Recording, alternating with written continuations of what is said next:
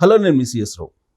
జగన్మోహన్ రెడ్డి తనకు సన్మానం చేయలేదు ప్రజలు, లేదంటే తెలుగుదేశం పార్టీ వాళ్ళు అని ఫీల్ అవుతున్నారు. 48 గంటల సన్మానం చేస్తారా లేదని డెడ్ లైన్ పెట్టారు. దేనికనంటే అదానితోటి ఒప్పందం కుదుర్చుకుంది, అది సంపద సృష్టి అనేటువంటి యాంగిల్ చెప్తున్నారు.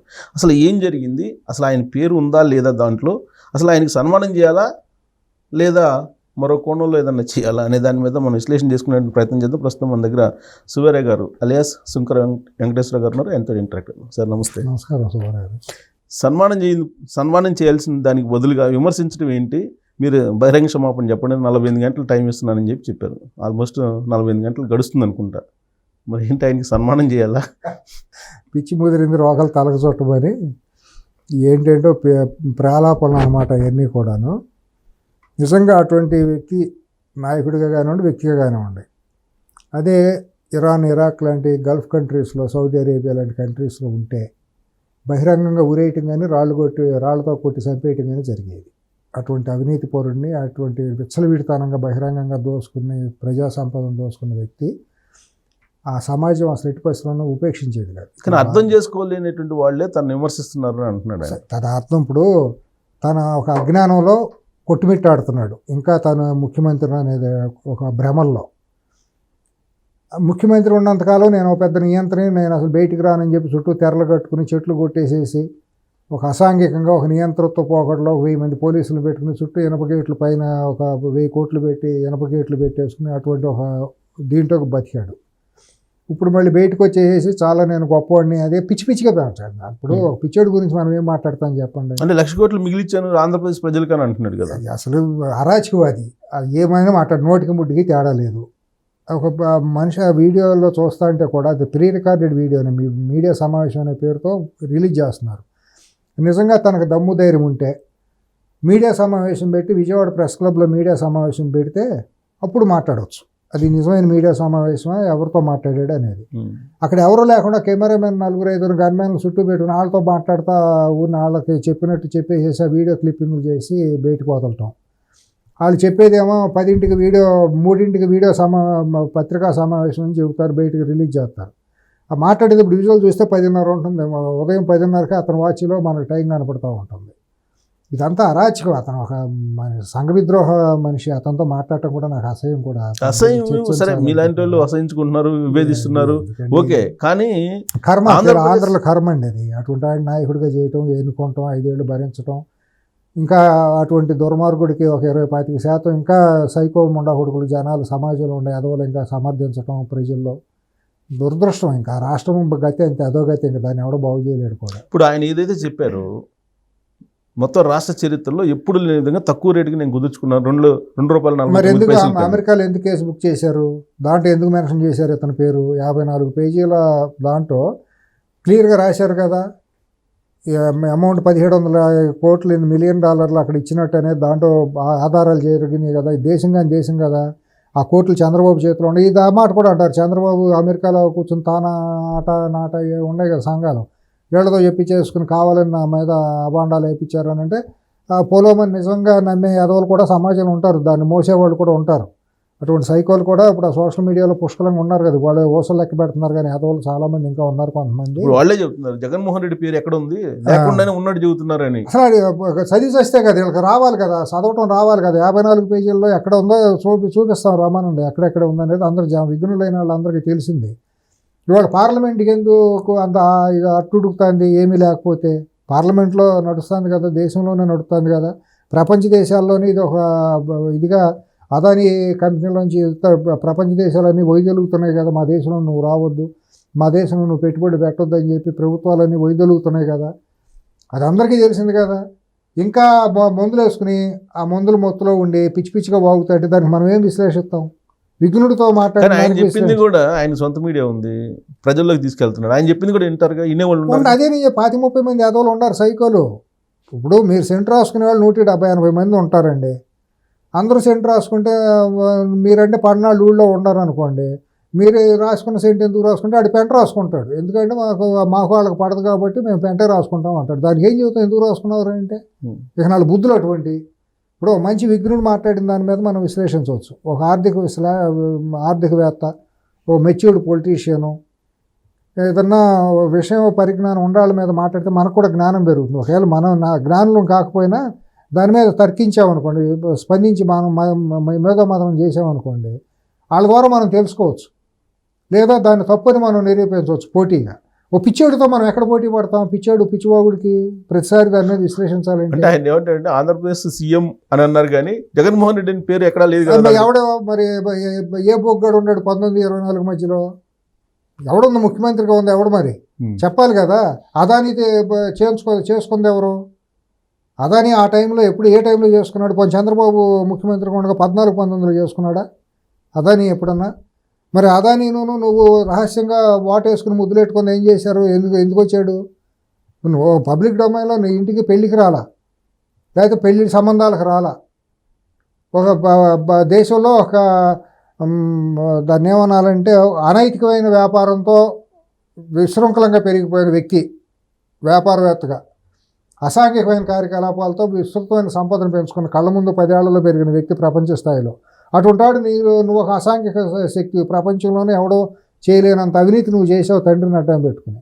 మీ ఇద్దరు కలిసి మాట్లాడుకుంది ఏంటి గంటల తరబడి? ఎయిర్పోర్ట్ నుంచి అయితే 2 సార్లు రహస్య సమావేశాలు, వెళ్ళే వరకు బయట ఎవరికి తెలియదు కదా.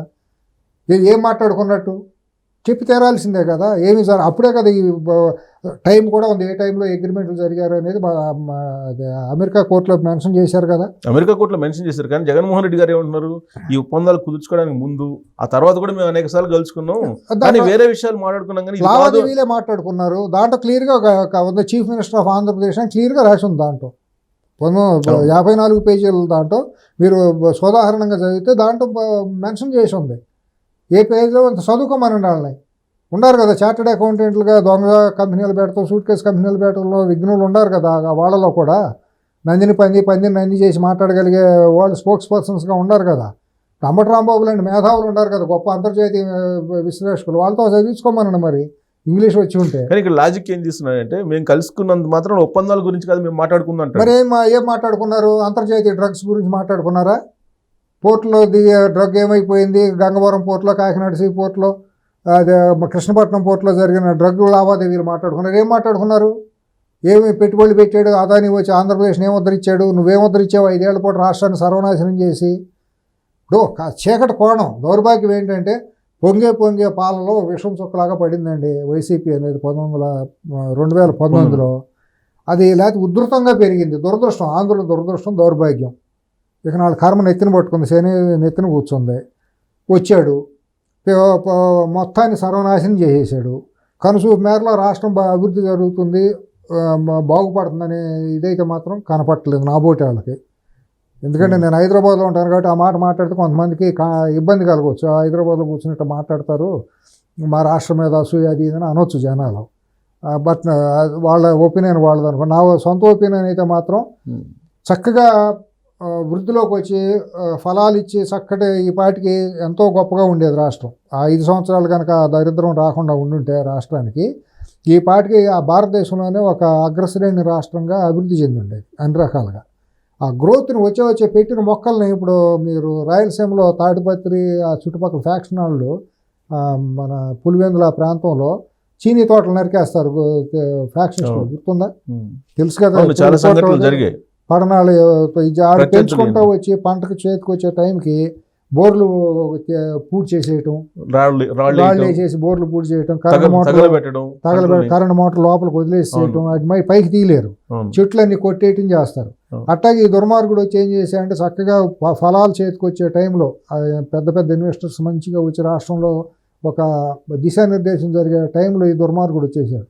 ఈ దరిద్రం పట్టుకుంది, మొత్తం రాష్ట్రం సర్వనాశనం అయిపోయింది. ఇప్పుడు మళ్ళీ ఎవడన్నా మొక్క పెట్టాలన్నా మొక్కకు నీళ్లు పోసేవాడు ఎవడో తెలియదు, అది ఎప్పుడు పంటకు వస్తుందో తెలియని పరిస్థితుల్లో వాళ్ళ రాష్ట్రం అనిశ్చితమైన స్థితిలో ఉంది. మొత్తం అన్ని రకాలుగా సర్వనాశనం చేసేసాడు రాష్ట్రాన్ని. నైతికంగా సర్వనాశనం అయిపోయింది, జనాలకు గంజాయి అలవాటు చేశాడు, మొత్తం వ్యవస్థలు అన్నింటినీ సర్వనాశనం చేసేసాడు. పోలీస్ వ్యవస్థని, రెవెన్యూ వ్యవస్థని, ఉద్యోగాలు మొత్తం న్యాయ వ్యవస్థలో కూడా సర్వం భ్రష్టత్వం చేసేసాడు. ఇవాళ ఆంధ్రప్రదేశ్ ఎవరిని చూడాలన్నా కూడా భయం వేసే పరిస్థితి వచ్చేసింది.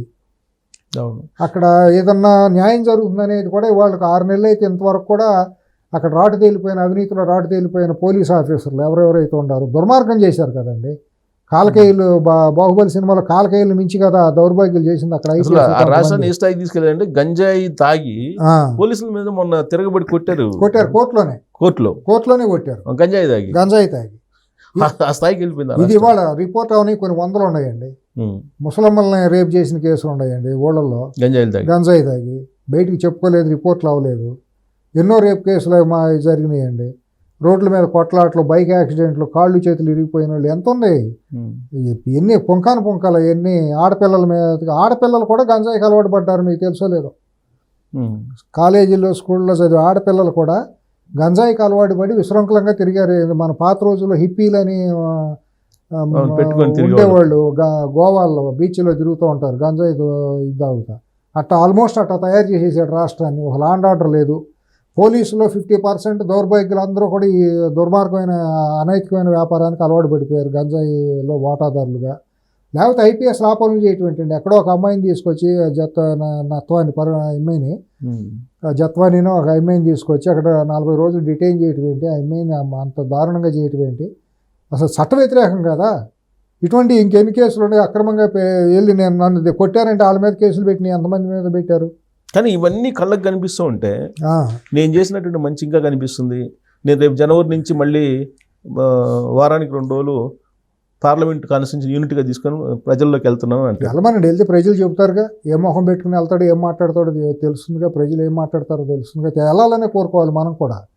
ఎందుకంటే వెళ్తేనే ప్రజల్లో నుంచి కూడా ఒక సరైన చైతన్యం బయటకు వస్తుంది. ప్రభుత్వానికి కూడా ఒక ముళ్ళుకారలాగా ఉంటుంది అనమాట. కనీసం ఒక స్పందన తయారవుతుంది. ఇప్పుడు ప్రభుత్వం కూడా ఏమైపోయిందంటే చాలా సేద తీరుతున్నట్టు కనపడుతుంది.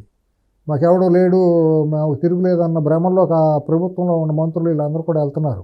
ఇప్పుడు కనీసం ఎట్ట వెళ్ళినా కనీసం వాళ్ళకి ఒక చురుకున్న స్పందన వస్తుంది. చూద్దాం, ఆ రకంగా మంచి జరగవచ్చు. అంటే ఆయన కాన్సెప్ట్ ఏంటంటే చంద్రబాబు నాయుడు గారు అబద్ధం చెప్తున్నారు, ఈ ప్రభుత్వాలు అబద్ధాలు చెప్తున్నాయి, నిజాలు చెప్పడానికి నేను వెళ్తున్నాను అంటున్నాడు. నీ చెప్తే ఏం చెబుతాడో చెప్పమనండి. చెప్తే అప్పుడు కౌంటర్ అటాక్ మొదలవుతుంది కదా.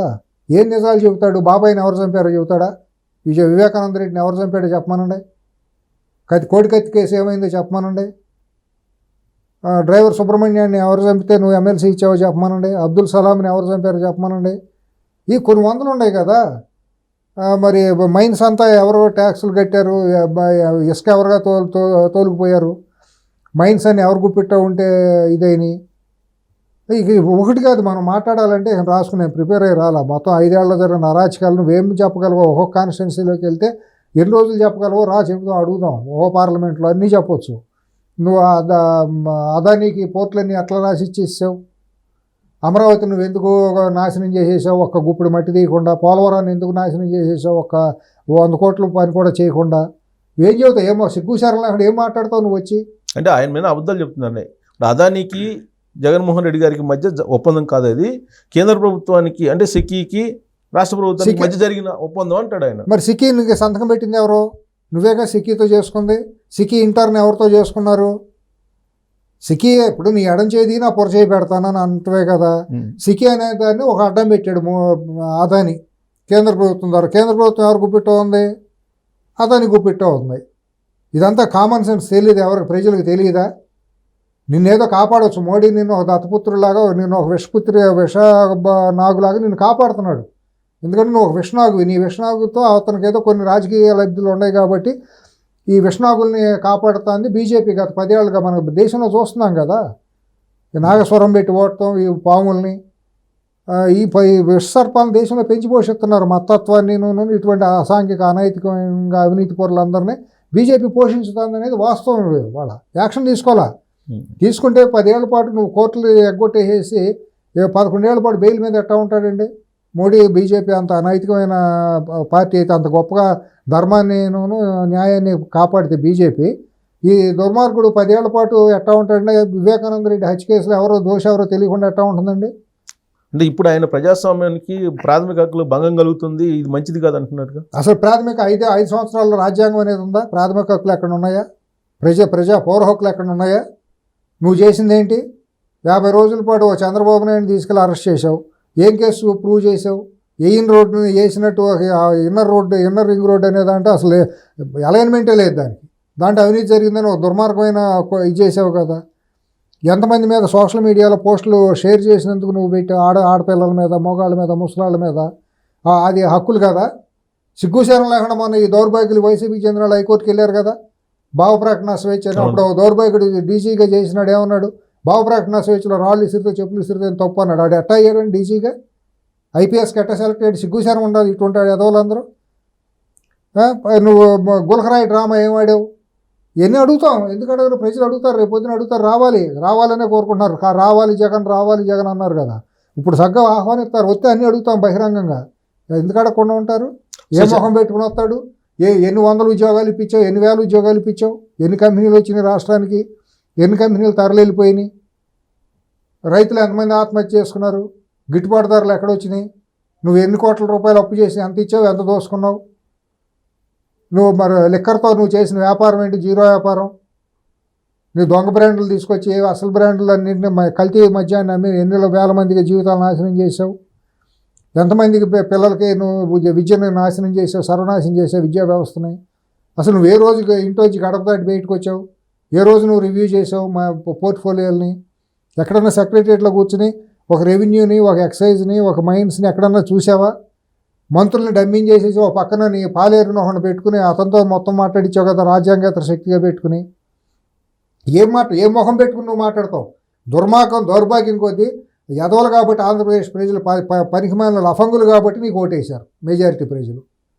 వాళ్ళు తెలుసుకున్నారు తప్పు అయిపోయింది అని తెలుసుకుని నాలుగు కరుచుకున్నారు, మళ్ళీ సాపి చంపమ్మడి కొట్టారు. అయినా దౌర్భాగ్యులు ఒక 135 మంది 36 మంది మొన్న మిగిలారు కనపడుతుంది. చంద్రబాబు గారి కేసులో అసలు ఫైల్సే ట్యాంపరింగ్ చేసి చంద్రబాబు నాయుడిని అరెస్ట్ చేయడానికి కనపడుతున్నాయి కదా. ఒకటి మొత్తం అంతా రమేష్ గారు, పివి రమేష్ గారు స్టేట్మెంట్ని కూడా మ్యానిపులేట్ చేశారు కదా. ఐఏఎస్ ఆయన ప్రిన్సిపల్ సెక్రటరీ చేసిన మనిషి, చీఫ్ సెక్రటరీ చేసిన మనిషి, ఉల్టా చేశారు. అంత సహజంగా పోలీసులు ఎక్కడైనా స్టేట్మెంట్లు అన్నింటినీ వాళ్ళకి అనుకూలంగానే రాసుకుంటారు. కానీ ఒక చీఫ్ సెక్రటరీ హోదాలో చేసిన మనిషి యొక్క స్టేట్మెంట్ని కూడా మ్యానిపులేట్ చేశారు.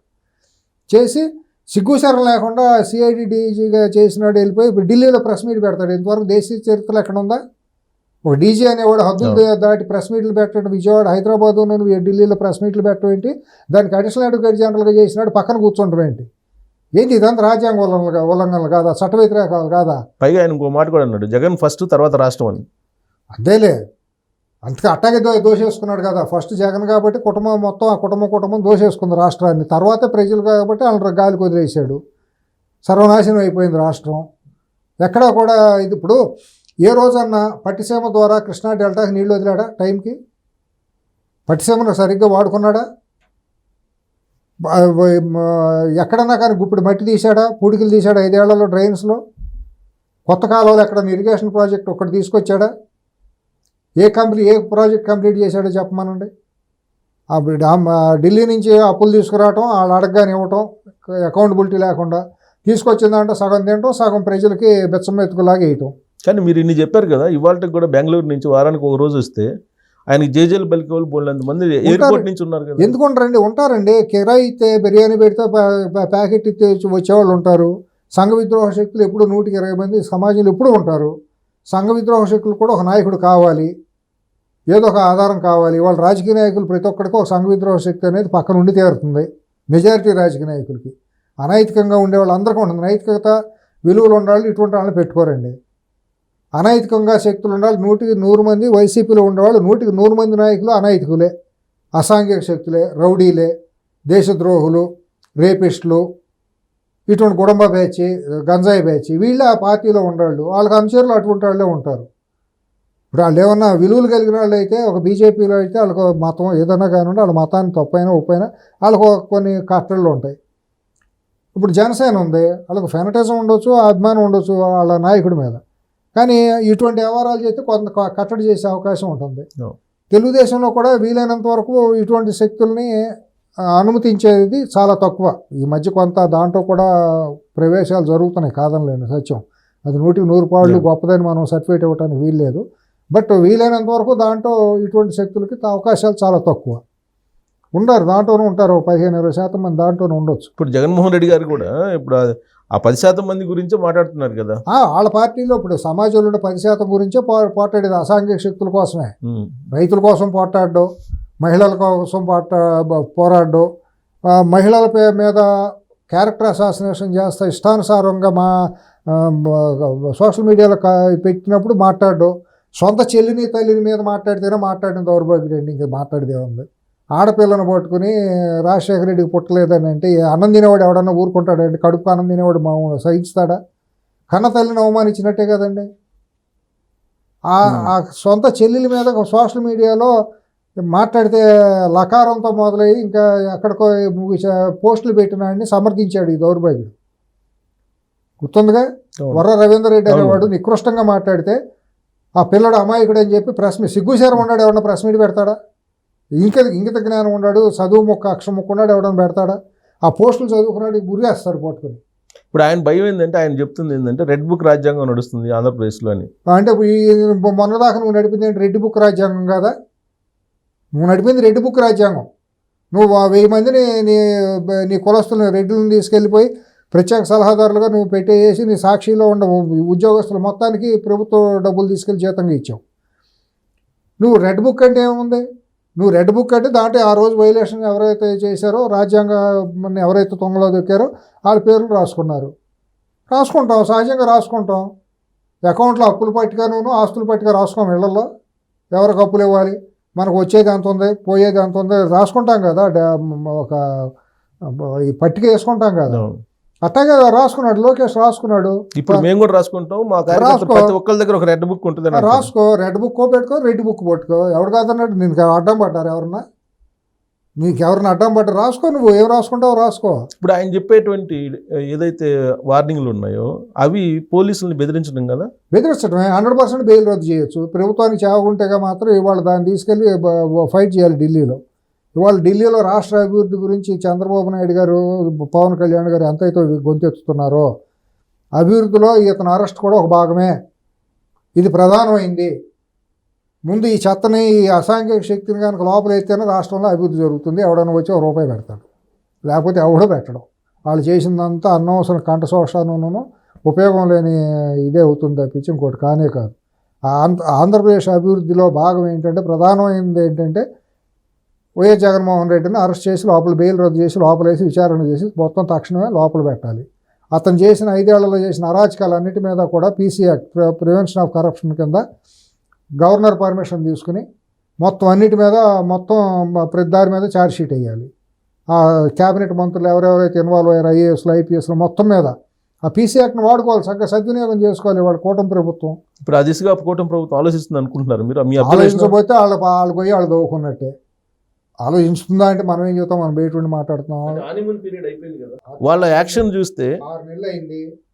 6 నెలల తర్వాత కొద్దిగా గాడిలో పడినట్టు అనిపిస్తుంది. మొన్న చాలా సప్పగా ఉంది. ముందు నడిచిందంతా కూడా పేలవంగా నడిచింది. మనం కూడా మాట్లాడుకున్నాం. పవన్ కళ్యాణ్ గారు మా పిఠాపురంలో మాట్లాడిన దగ్గర నుంచి సురుకు అందుకుంది 100%. ఆ క్రెడిట్ పవన్ కళ్యాణ్ గారికి వెళ్తుందేమోనని కొంతమంది మదన పడుతున్నారు తెలుగుదేశం వాళ్ళు. అది అర్ధరహితం. మాట్లాడితే క్రెడిట్ వెళ్ళటం ఏంటంటే, ఆయన పార్ట్ అండ్ పార్సల్ అవుతుంది ప్రభుత్వం, కూటమి ప్రభుత్వం ముఖ్యమంత్రి. ఆయన ఎన్ని రోజులు అసహనానికి గురయ్యారు, మాట్లాడకూడదు, క్యాబినెట్లో మాట్లాడాల్సింది, అసహనానికి గురై మాట్లాడిన తర్వాత దాని ఫలితాలు వచ్చి సమాజం అనుభవిస్తుంది కదా, సత్ఫలితాలు వచ్చి. అసాంఘిక శక్తులు అందరినీ సోషల్ మీడియాలో ఉండాలందరూ కట్టడి చేసి మొదలెట్టారు. అందరూ పరారవుతున్నారు కదా. అప్పుడు దాకా తోకలు ఊపిన వాళ్ళు, మాకేం ఎదురు లేదని తోడగొట్టిన వాళ్ళు, మీసాలు మెలిపేసిన వాళ్ళు, ఇక్కడ ఫిలింనగర్లో కూర్చొని జోకర్ వేషాలు వేసేవాళ్ళు అందరూ వాళ్ళు ఎక్కడ ఉన్నారో తెలియట్లా.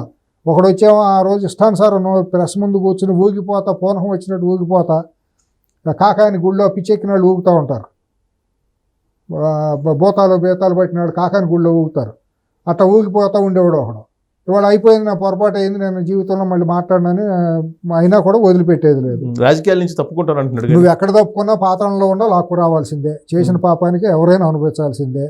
ఇష్టానుసారం మాట్లాడినప్పుడు ఎందుకు వదిలిపెడతారు? చట్టం తన పని తను చేసుకుపోతుంది. ఇంకొకటి ప్రతిదానికి ఏదో కూర్చొని ఈ మీడియా రేటింగుల కోసం టీవీలో కూర్చొని మీడియా పెంచింది ఆ దౌర్భాగ్యం సంఘవిద్రోహ శక్తిని. ఒక సైకో ఏ గూటి పక్షులు ఆ గూటికి చేరతాయి సుబ్బారావు. పాలకుడు ఎటుంటాడు, ఇటువంటి ఏ అదవులు అందరూ అక్కడ చేరారు. ఏ గూటి పక్షులు ఆ గూటి, వీళ్ళందరూ చేసింది అరాచకం.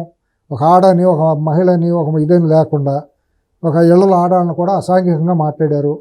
ఇప్పుడు చంద్రబాబు నాయుడు గారు ఇంటో మహిళలను మాట్లాడారు, పవన్ కళ్యాణ్ గారు ఇంటో మహిళలను మాట్లాడారు, రాజశేఖర రెడ్డి గారు భార్య అని కూతురుని కూడా మాట్లాడారు. ఇంకా వాళ్ళు వదిలిపెట్టింది ఎవరిని చెప్పండి? ఇప్పుడు అప్పుడు పంచుమర్తి అనురాధ గారు, ఆవిడ్ని ఆవిడ గౌతు ఎవరు మాట్లాడుతారు, ఎవరు గౌతు ఆవిడ అనిత గారిని హోమ్ హోమ్ మినిస్టర్ అనిత గారిని, ఆవిడ గౌతు శివాజీ గారి కూతుర్ని గౌతు శిరీష గారు, ఆవిడని. ఒకళ్ళే ఉందండి అసలు వాళ్ళ పాలిటీ పడిన వాళ్ళు ఎవరు చెప్పండి, ఆడపిల్లలు కానీ ఇంకోళ్ళు కానీ ఉండి వాళ్ళ ద్వారా వాడు ఢిల్లీ మద్రాసులో ఒక గాలిదాన్ని తీసుకొచ్చి దాంతో డబ్బులు ఇచ్చి వాగిచ్చారు. అది వాళ్ళు మా మెండా ఏదేదో రుద్రాక్షలు వేసుకుని నేను చాలా శుద్ధపోసనే ప్రతిపోతనే అన్నట్టు క్షమాపణ వదిలిపెట్టేయండి అది ఇది అని చెప్పి అది ఒక ఇది ఎందుకు వదిలిపెడతారు, ఎందుకు వదిలిపెట్టాలి? బజారీకి బరి తెగించి మాట్లాడిన దాన్ని తీసుకొచ్చి ఆంధ్రప్రదేశ్ మహిళా దానికి చైర్మన్గా కూడా చేశారు కదండి. కార్పొరేషన్ ఉమెన్ కమిషన్ మహిళా కమిషన్ చైర్పర్సన్ తిరుపతి నుంచి తీసుకొచ్చారు. ఎటువంటి బజారు వాగుడు వాగిందండి? అర్హత ఉందా? ఉమెన్ కమిషన్ అంటే ఎటువంటి హుందాతనం ఉండాలండి? సో ఇదంతా కూడా పవన్ కళ్యాణ్ గారు రియాక్ట్ అయిన తర్వాత 100% మొదలైంది. ప్రభుత్వం కూడా సరైన పక్కా చర్యలు తీసుకోవడం ద్వారా సామాన్యుల్లో ఒక నమ్మకం ఏర్పడుతుంది, పర్వాలేదు బాగానే చేస్తున్నారని. గ్రాడ్యువల్గా ఒకటి గాడిలోకి వెళ్తున్నది అనేది నేను గమనిస్తున్నా. ఇప్పుడు రైతులు పడుతున్న ఇబ్బంది ఏంటంటే ధాన్యాన్ని కొనుగోలు చేయకుండా మద్దతు ధరలు లేకుండా ఇబ్బంది పెడుతున్నారు. రైస్ మిల్లర్లు అందరూ కుమ్మక్కైపోయి కొంతమంది ఎమ్మెల్యేలు మంత్రులతో కూడా కుమ్మక్కయ్యారనేది బయట వినపడుతున్న క్షేత్రస్థాయిలో వినపడుతున్నటువంటి వార్త. ఇప్పుడు మరి తాజాగా పవన్ కళ్యాణ్ గారు సముద్రం వేట కూడా అదేనా, దాంట్లో భాగమేనా? అంత మునుపు దాన్ని ఎప్పుడో కేలికి అది చేశారు, వాళ్ళ మినిస్టర్ కదా నాదెళ్ల మనోహర్ గారు, అది పక్కన పడేశారు. ఎందుకు పడేశారో తెలియదు. మీకు గుర్తుండే ఉంటుంది, మనం 1 month క్రితం మనం మాట్లాడుకున్నాం. ఆయన పేటాపురంలో మాట్లాడినప్పుడు అన్ని ప్రశ్నించో బాగానే ఉంది, మరి కాకినాడలో ధాన్యం కుంభకోణం ఏం చేశారు పవన్ కళ్యాణ్ గారు అని మనం ఇక్కడే మాట్లాడాం.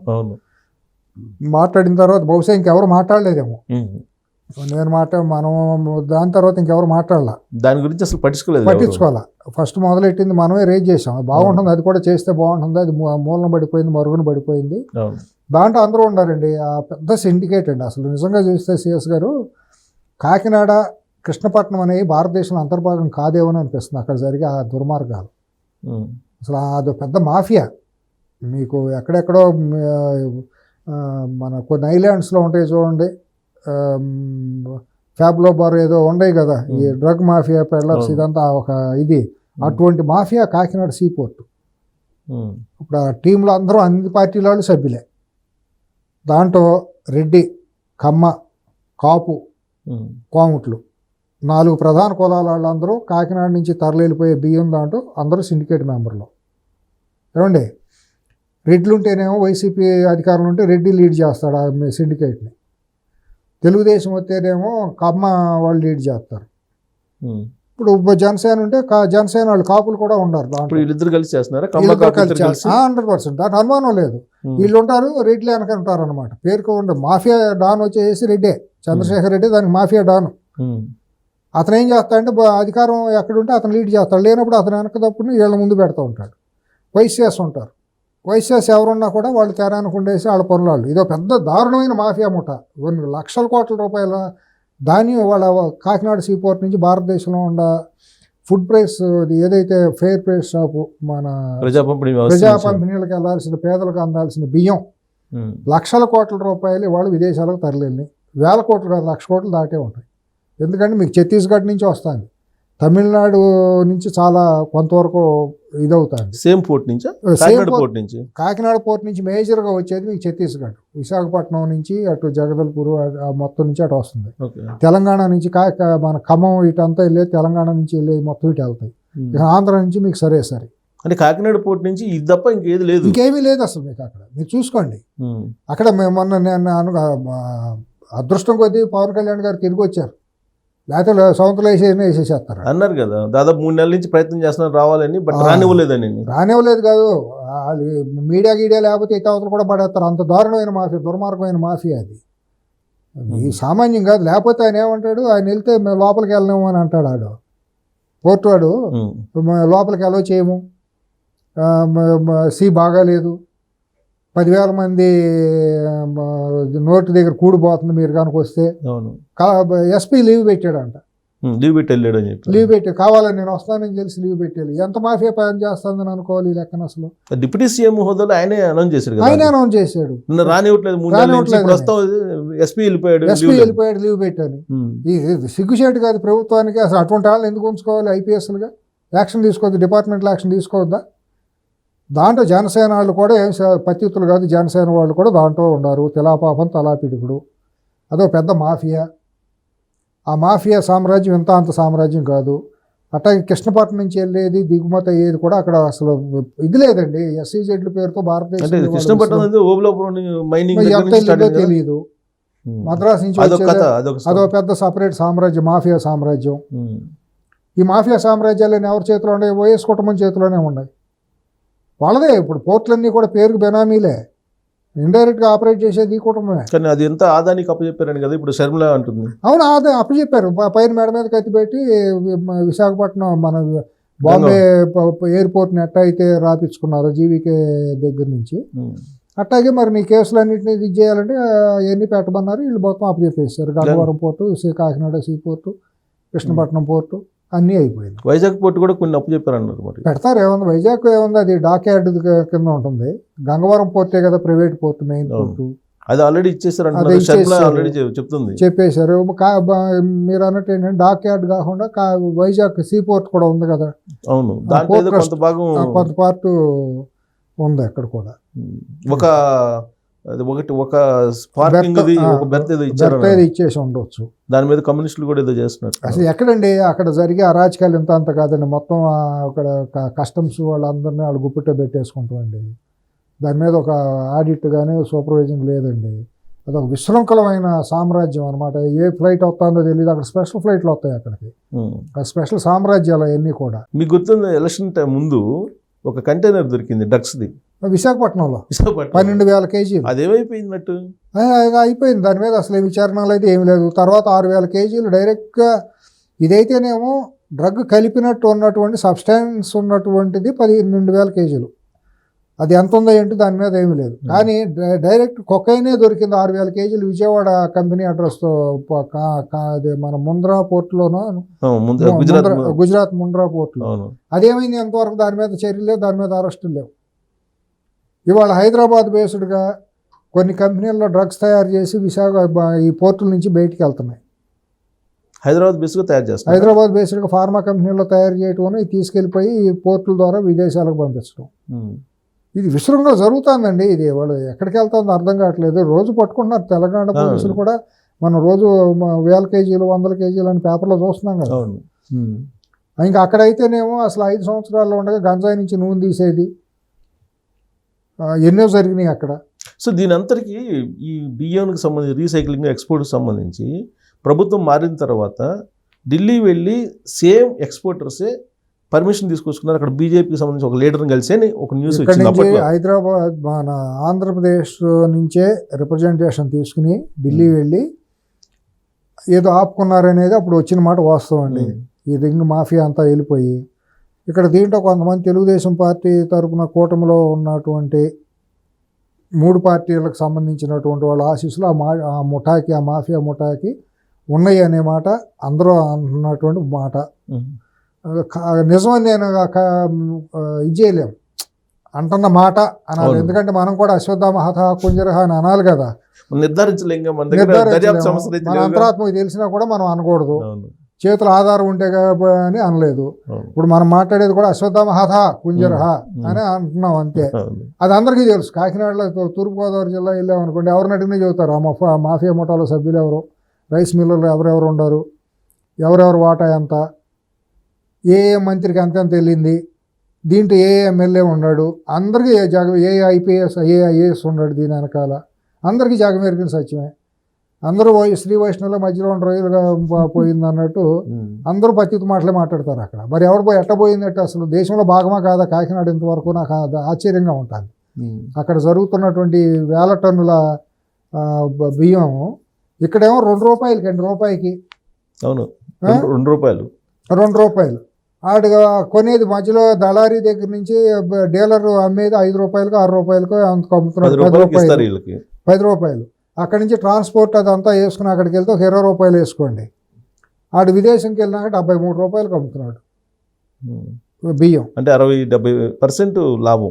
ఎంతో చూసుకోండి, ఇంకా పర్సంటేజ్ ఎంత ఉందో ఏంటో రూపాయి ఆలోచించుకోండి. పెడితే రూపాయి పెడితే 7 ఎన్ని రూపాయలు లక్షల టన్నుల మీద ఎంత వస్తుందో ఆలోచించుకోండి. మళ్ళీ తర్వాత రీసైక్లింగ్ బియ్యం అంతా తీసుకెళ్ళి రీసైక్లింగ్ చేస్తారు కొంత, ఉమ్. అది కొంత పోతుంది. ఈ రకంగా అసలు ఈ డబ్బు ఎంత క్యాలిక్యులేటర్ కూడా పనిచేయవు కొడితే. మరి ఈ లెక్కన వేళ్ళలోని కుప్పని ఈ వ్యవస్థని ఇప్పుడు పవన్ కళ్యాణ్ గారు రైట్ చేసినందువల్ల పరిష్కారం ఉంటుందంటారా? ఏమో నాకంటే పొలిటికల్గా వస్తాను ఇప్పుడు ఈ ఆలోచనలో. ఆ, ఆయన మరి చిత్తశుద్ధిగా చేసి కనుక నిజంగా ఆయన బయటికి తీసి మొత్తాన్ని కనుక కట్టడి చేస్తే మాత్రం ఆయన చరిత్రలో నిలబడిపోతారు. అలా కాకుండా ఆయన రాజకీయంగా ఏమైనా పేవ్మెంట్ వేసుకుంటూ వెళ్తున్నారా అనేది నాకు ఒక అవగాహన అనిపిస్తుంది. బీజేపీ డైరెక్షన్లో వెళ్తున్నారేమో. బీజేపీ నాకున్న సమాచారం ఏంటంటే, ఢిల్లీ నుంచి ఉన్న సమాచారం, ఆంధ్రప్రదేశ్ ప్రభుత్వంలో జరుగుతున్న తప్పుని చేయనివ్వండి, మీరు ఎవరు నోరెత్తమాకండి. వాళ్ళు తప్పులు చేసుకుంటూ వెళ్తారు చేయనివ్వండి. మీరు అబ్జర్వ్ చేయండి, ఎప్పుడు ఏ టైంలో ఏం మాట్లాడాలో మేము మాట్లాడిస్తాం, ఎవరితో మాట్లాడించాలో మేము మాట్లాడిస్తాం అనే మాట అన్నారు అని నాకు ఒక బీజేపీలో అత్యంత సన్నిహితమైనటువంటి అతి ఉన్నతమైన స్థానాల్లో ఉన్న వాళ్ళ దగ్గర నుంచి వచ్చినటువంటి మాట. ఇదే ఓన్లీ బీజేపీ వాళ్ళకేనా లేకపోతే జనసేనకు కూడానా? బీజేపీకే చెప్పారు. ఓన్లీ బీజేపీకి. బీజేపీ సైలెంట్గా ఉన్నారు వాళ్ళు, ఏం జరుగుతుందో. అత్యున్నతమైన స్థాయిలో ఉన్న వాళ్ళతో వ్యక్తిగతంగా నాతోనే చెప్పారు. నాకు డైరెక్షన్ వచ్చింది, you keep quiet, okay, don't react on anybody, anything, we know everything what is going there. Okay, మేము అప్రాపరేట్ టైంలో మేము ఎట్లా మాట్లాడాలో, ఎట్లా స్పందించాలో, ఎవరితో మాట్లాడించాలో మేము చూసుకుంటాం అనే మాట వాళ్ళు అన్నారు. ఇవాళ బీజేపీలో మాట్లాడితే యాంటీ సెంటిమెంట్ అవుతుంది, అక్కడ ప్రజల్లో ఇది రాదు, సింపతి రాదు. అర్థం చేసుకోండి, గ్రాస్ రూట్లో చూసుకుంటే. బీజేపీలో మాట్లాడాలంటే ఆయన సత్యానారాయణ మాట్లాడాలి. సత్యానారాయణ నిన్నగా మొన్నటి దాకా ఆ రాష్ట్రంలో ఎవరికీ తెలియదు. మంత్రి అయ్యే వరకు కూడా ఆయన ఢిల్లీలో ఉండేదో వెంకయ్య నాయుడు గారికి పిఎస్గా ఉండి చూసుకున్నాడు తప్పించి ఆంధ్ర రాష్ట్ర రాజకీయాలతో ప్రత్యక్షంగా ఆయనకి ఏ రోజు ఇది లేదు. ప్రతిమ వాళ్ళు ఎవరన్నా మాట్లాడించాలి, సోమవీర్రాజు, జీవీఎల్ నరసింహారావు లాంటి వాళ్ళు, ఎగిరెగిరి పట్టినాళ్ళు, విష్ణువర్ధన్ రెడ్డి లాంటి వాళ్ళు మాట్లాడించాలంటే వాళ్ళందరూనేమో వైసీపీ పేరోల్లో ఉండి ఆ రోజు 5 సంవత్సరాలు చేసిన అరాచకం జనాలందరూ చీ కొడతారు ఇప్పుడు మాట్లాడితే. కాబట్టి బీజేపీకి ఏంటంటే ముందు నువ్వు అనకు ఏం మాట్లాడలేని పరిస్థితి. ఇవాళ కాకుండా ఒకే ఒక తురుపు మొక్క జనసేన, పవన్ కళ్యాణ్, ఆయన ద్వారానే మాట్లాడించాలి. ఎందుకంటే ఆయనకు జన సమర్థతలో కొద్దిగా ఒక ఇది ఉంది కాబట్టి వాళ్ళ వాయిస్ని పవన్ కళ్యాణ్ గారి ద్వారా మాట్లాడిస్తున్నారేమో అనేది నా వ్యక్తిగతమైన నా సొంత అంచనా. ఇప్పుడు ఈ 2 ఎపిసోడ్లు కూడా అండర్ డైరెక్షన్ బై బీజేపీ 100% అయి ఉండాలి. ఎందుకంటే ఆయనకంటూ ఒక సొంత పునాది కానీ దారి కానీ వేసుకుంటున్నారేమో అనేది వాళ్ళు లోకేష్ను చంద్రబాబు గారు ఆలోచించుకోవాలి. అవన్నీ నేను చెప్పడం కాదు, మరి తప్పుదారిలో వెళ్తున్నమాట వాస్తవం. అంటే ఇప్పుడు హోమ్ మినిస్టర్ అనిత గారి మీద కామెంట్ చేసిన తర్వాత ఢిల్లీ వెళ్ళొచ్చాడు ఆయన. అవును, ఢిల్లీ వెళ్ళొచ్చిన తర్వాత కాకినాడ పోర్టుకి వెళ్ళాడు. అవును, మీరు చెప్పింది వచ్చారు ఢిల్లీ. అప్పుడు వెళ్ళి అమిత్ షా గారిని కలిసేసి వచ్చేసారు మాట్లాడకుండా. ఎందుకంటే ముందే ప్రీ అపాయింట్మెంట్ అడిగాను, అప్పుడు మనం అనుకున్నాం గుర్తుంది, వెళ్ళకుండా ఉంటే బాగుండేది, అనవసరంగా వెళ్ళి రాంగ్ మెసేజ్ వెళ్ళినట్టు అయిపోతుందని చెప్పి. సరే, నిన్న కూడా ఆయన పోర్ట్లో మాట్లాడతా ఢిల్లీ నుంచి ఏ ఒత్తిళ్ళు వచ్చినా నేను ఢిల్లీకే చెప్పుకుంటాను, మీరు షిప్ను సీజ్ చేసేసేయండి అని ఆర్డర్ పాస్ చేశారు వాళ్ళందరినీ కూడా. ఢిల్లీ నుంచి ఎటువంటిది వచ్చినా నేను చూసుకుంటానని అన్నారు ఆయన. అంటే ఈ లెక్కన మరి జరుగుతున్న ఘోరాన్ని ఆపితే మాత్రం మంచిదే కదా. అంటే ఆయన మాట అన్నాడంటే ఢిల్లీ వాళ్ళు ఒప్పుకోరనేగా, ఢిల్లీ వాళ్ళు లింక్ ఉన్నట్టే కదా అని అర్థం. లేకపోతే 3 నెలల నుంచి ఎందుకు వెళ్ళిపోయింది, పక్కకి వెళ్ళిపోయింది ఆ ఫైలు. మనం కూడా అనుకున్నాం గుర్తుందా, ఫైల్ ఇప్పుడు అది బయటికి తీయండి పవన్ కళ్యాణ్ గారు, ఎన్ని అవసరం లేదు, అది ఎందుకు ఫైల్ పక్కన పడిపోయింది, మీ మంత్రే కదా ఆ రోజు వెళ్ళి అడావుడి చేసి పట్టుకుంది, ఎందుకని దాని ఫైల్ పక్కన పడేసారు, పక్కన పెట్టారా, పక్కకి వెళ్ళిందా అని మనం అన్నాం గుర్తుందా లేదు. మరి ఆయనకు కూడా లేనిపోయిన ఆరోపణలు మన మీద వస్తాయని చిత్తశుద్ధితో ధైర్యంతో ఆయన మాట్లాడి ఉండొచ్చు. మనకెందుకు, ఆయన కూడా ప్రజా జీవితంలో ఇంకా భవిష్యత్తు ఉంది కదా, పార్టీ సొంతగా ఎమర్జ్ అవ్వాలని కోరుకుంటున్నారు కదా. మనిషికి ఆవేశపరుడు, ఆయన డ్రామా తెలిసిన మనిషి కాదు, నాకున్న అంచనా అయితే. ముందు ఒక మాట వెనక ఒక మాట మాట్లాడే మనిషి కాదు. కాబట్టి అంతవరకు మనం దాన్ని అసెస్ చేసుకోవచ్చు కరెక్టేనని. జరిగితే మంచిదేగా, మొత్తం అంతా బయటికి తీసి దొంగలందరినీ బయటికి తీశారు అనుకోండి, ఎవడైతే మనకే ఉందండి, ఏ కులం అయితే ఉంది, ఏ పార్టీ అయితే ఉంది, తప్పు తప్పే. నిజంగా చేస్తే మంచిదే. ఇప్పుడు యాక్చువల్గా గత వారం రోజుల నుంచి ఆదాని జగన్మోహన్ రెడ్డి గారి మధ్య ఏం జరిగింది, 1750 కోట్ల రూపాయలు లంచం తీసుకున్నాడు లేదా 1750 ఓన్లీ డబ్బు ఇచ్చేరినట్టు ఉందండి. అది కాకుండా ఇంకా జరిగినప్పుడు షిరిడి సాయి ఎలక్ట్రికల్స్ పేరుతో అదే అగ్రిమెంట్లు ఇక్కడ జరిగినాయి. ఇప్పుడు ఆంధ్ర రాష్ట్రంలో నాకున్న సమాచారం ఏంటంటే 3 కంపెనీలకే జరిగింది సోలార్ పవర్ పర్చేజ్ జరిగింది. ఒకటి రిలయన్స్, ఒకటి అదాని, 3 షిరిడి సాయి ఎలక్ట్రికల్స్. షిరిడి సాయి ఎలక్ట్రికల్స్కి నాకున్న సమాచారం 2,25,000 కోట్ల వర్త్ ఉన్నటువంటి ప్రాజెక్టులు వాళ్ళకి ఇచ్చినట్టు. ఇది కాకుండా గ్రీన్కి అవన్నీ సపరేట్ అనుకోండి. దీని వెనక ఈ 3 కంపెనీల వెనక రాబోయే రోజుల్లో అతిపెద్ద ఇదేంటంటే జరగబోయేది, ఇప్పుడు ఆల్రెడీ మొదలైంది. క్వార్జ్ అనేది పెద్ద ఇదవబోతుంది. క్వార్జ్ అనేది సెల్స్ తయారు చేయడానికి కావాలి, ఈ సోలార్ ప్యానల్స్.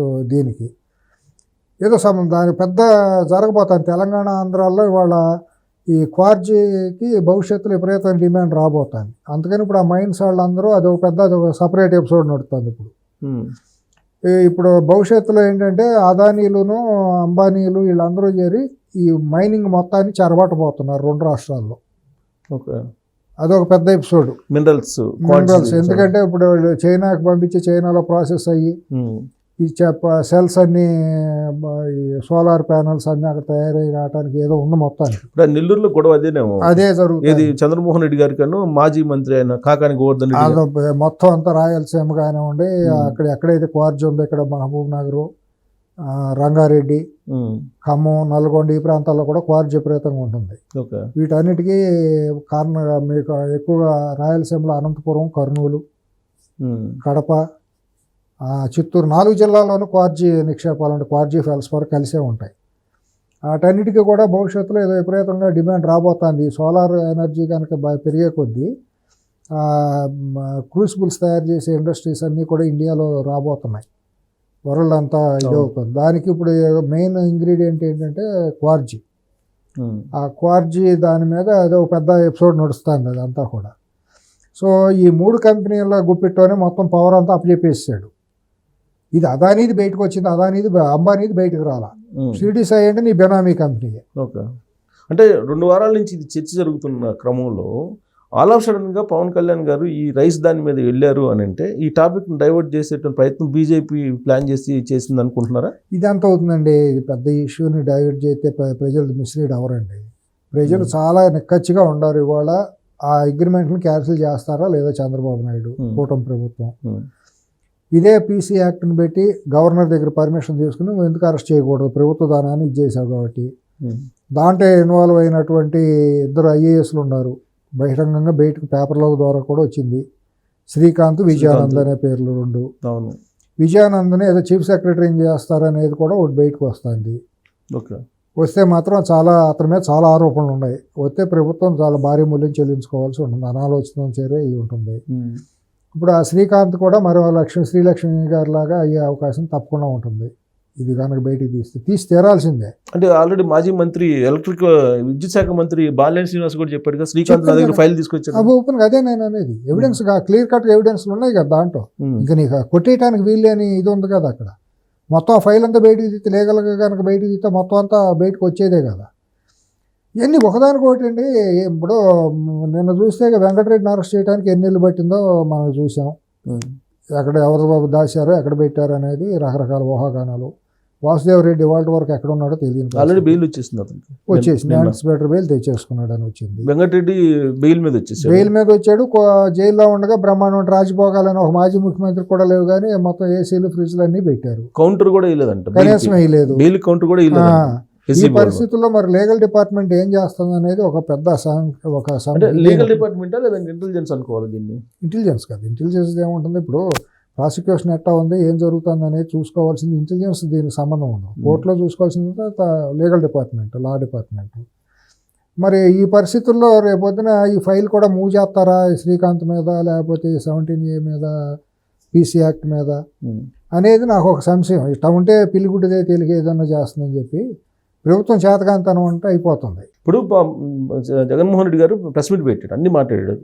ప్రెస్ మీట్ అనమాకండి. అదే సరే పోనీ అది మాకు ప్రెస్ మీట్ ప్రెస్ మీట్ మాకు ప్రెస్ మీట్ మాకు కాదు బొంగు కాదు, తయారు చేసిన ప్రెస్ మీట్ ఇంట్లో కూర్చుని ఏదో ఆర్కెస్ట్రేటెడ్ షూట్ చేసిన వీడియో షూట్ చేసి మైక్ ఏమైనా కనిపించింది సుబ్బారావు గారు మీకు? ఎప్పుడు లేదు మరి ప్రెస్ మీట్ ఎట్ అవుతుంది? సరే కాదనుకున్నా, ఏదో మాట్లాడారు, ఒక వీడియో అయితే రిలీజ్ అది ఆ వీడియోలో మాజీ మంత్రి విద్యుత్ శాఖకి పనిచేసిన ఆయన నా సంతకం నేను పెట్టలేదు అన్నాడు. దాని గురించి అసలు రెస్పాండ్ కాలేదు. కన్వీనియంట్ గా అతను ఏం కావాలి అదే మాట్లాడతాడు. ఆ స్క్రిప్ట్ రైటర్ ఉంటాడు, పేరు ఏదో కృష్ణమోహన్ ఏదో ఉంది కదా, సినిమా స్క్రిప్ట్ రైటర్ మించిన స్క్రిప్ట్ రైటర్ అనమాట. ఎగ్జార్సిస్ట్ లాంటి సినిమాలన్నీ ఉంటాయి, భూతపేత విశేషాలు, అటువంటి సినిమా స్క్రిప్ట్లు రాయటం సిద్ధహస్తుడు లాగా ఉంటాడు అతని భాష అంతా కూడా. ఆ స్క్రిప్ట్ చదివేస్తాడు.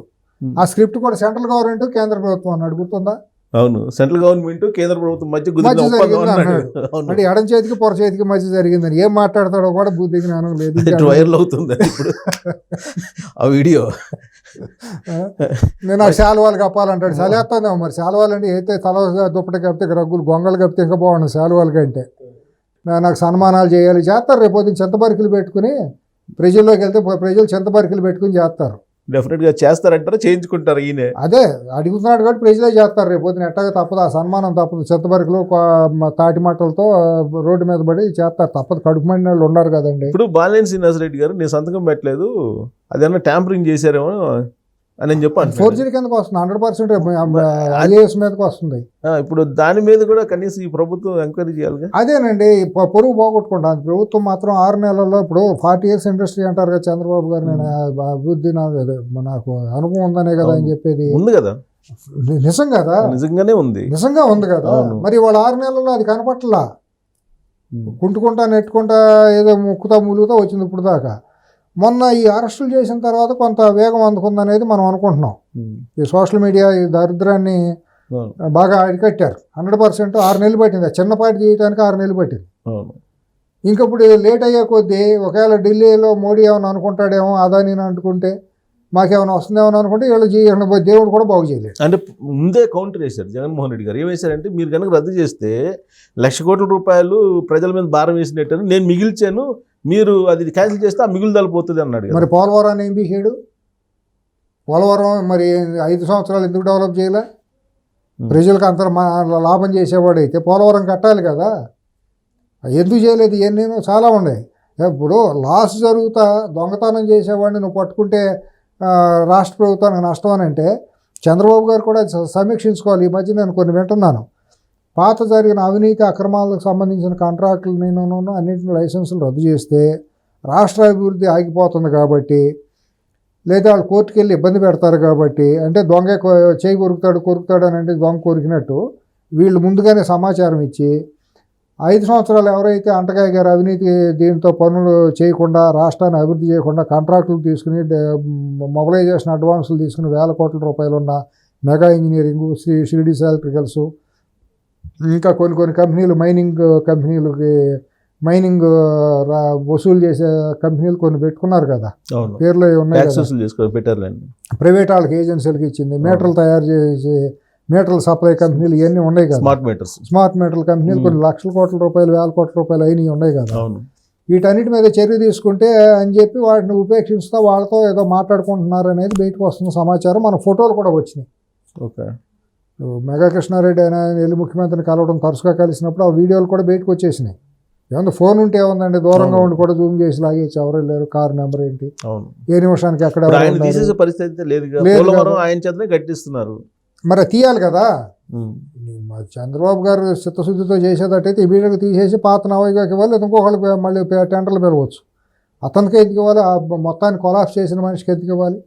మొత్తాన్ని సర్వనాశనం అయిపోయింది కదా కట్టకపోవటం మూలాన, మళ్ళీ ఓలలు పడిపోయి అదంతా కొట్టుకుపోయిందని నిన్న మొన్న చదివాం పేపర్లో. అంటే కాంట్రాక్టులు మార్చినందువల్ల పనులు మళ్ళీ వేగవంతం కావు కదా. మరి ఏమవుతుంది?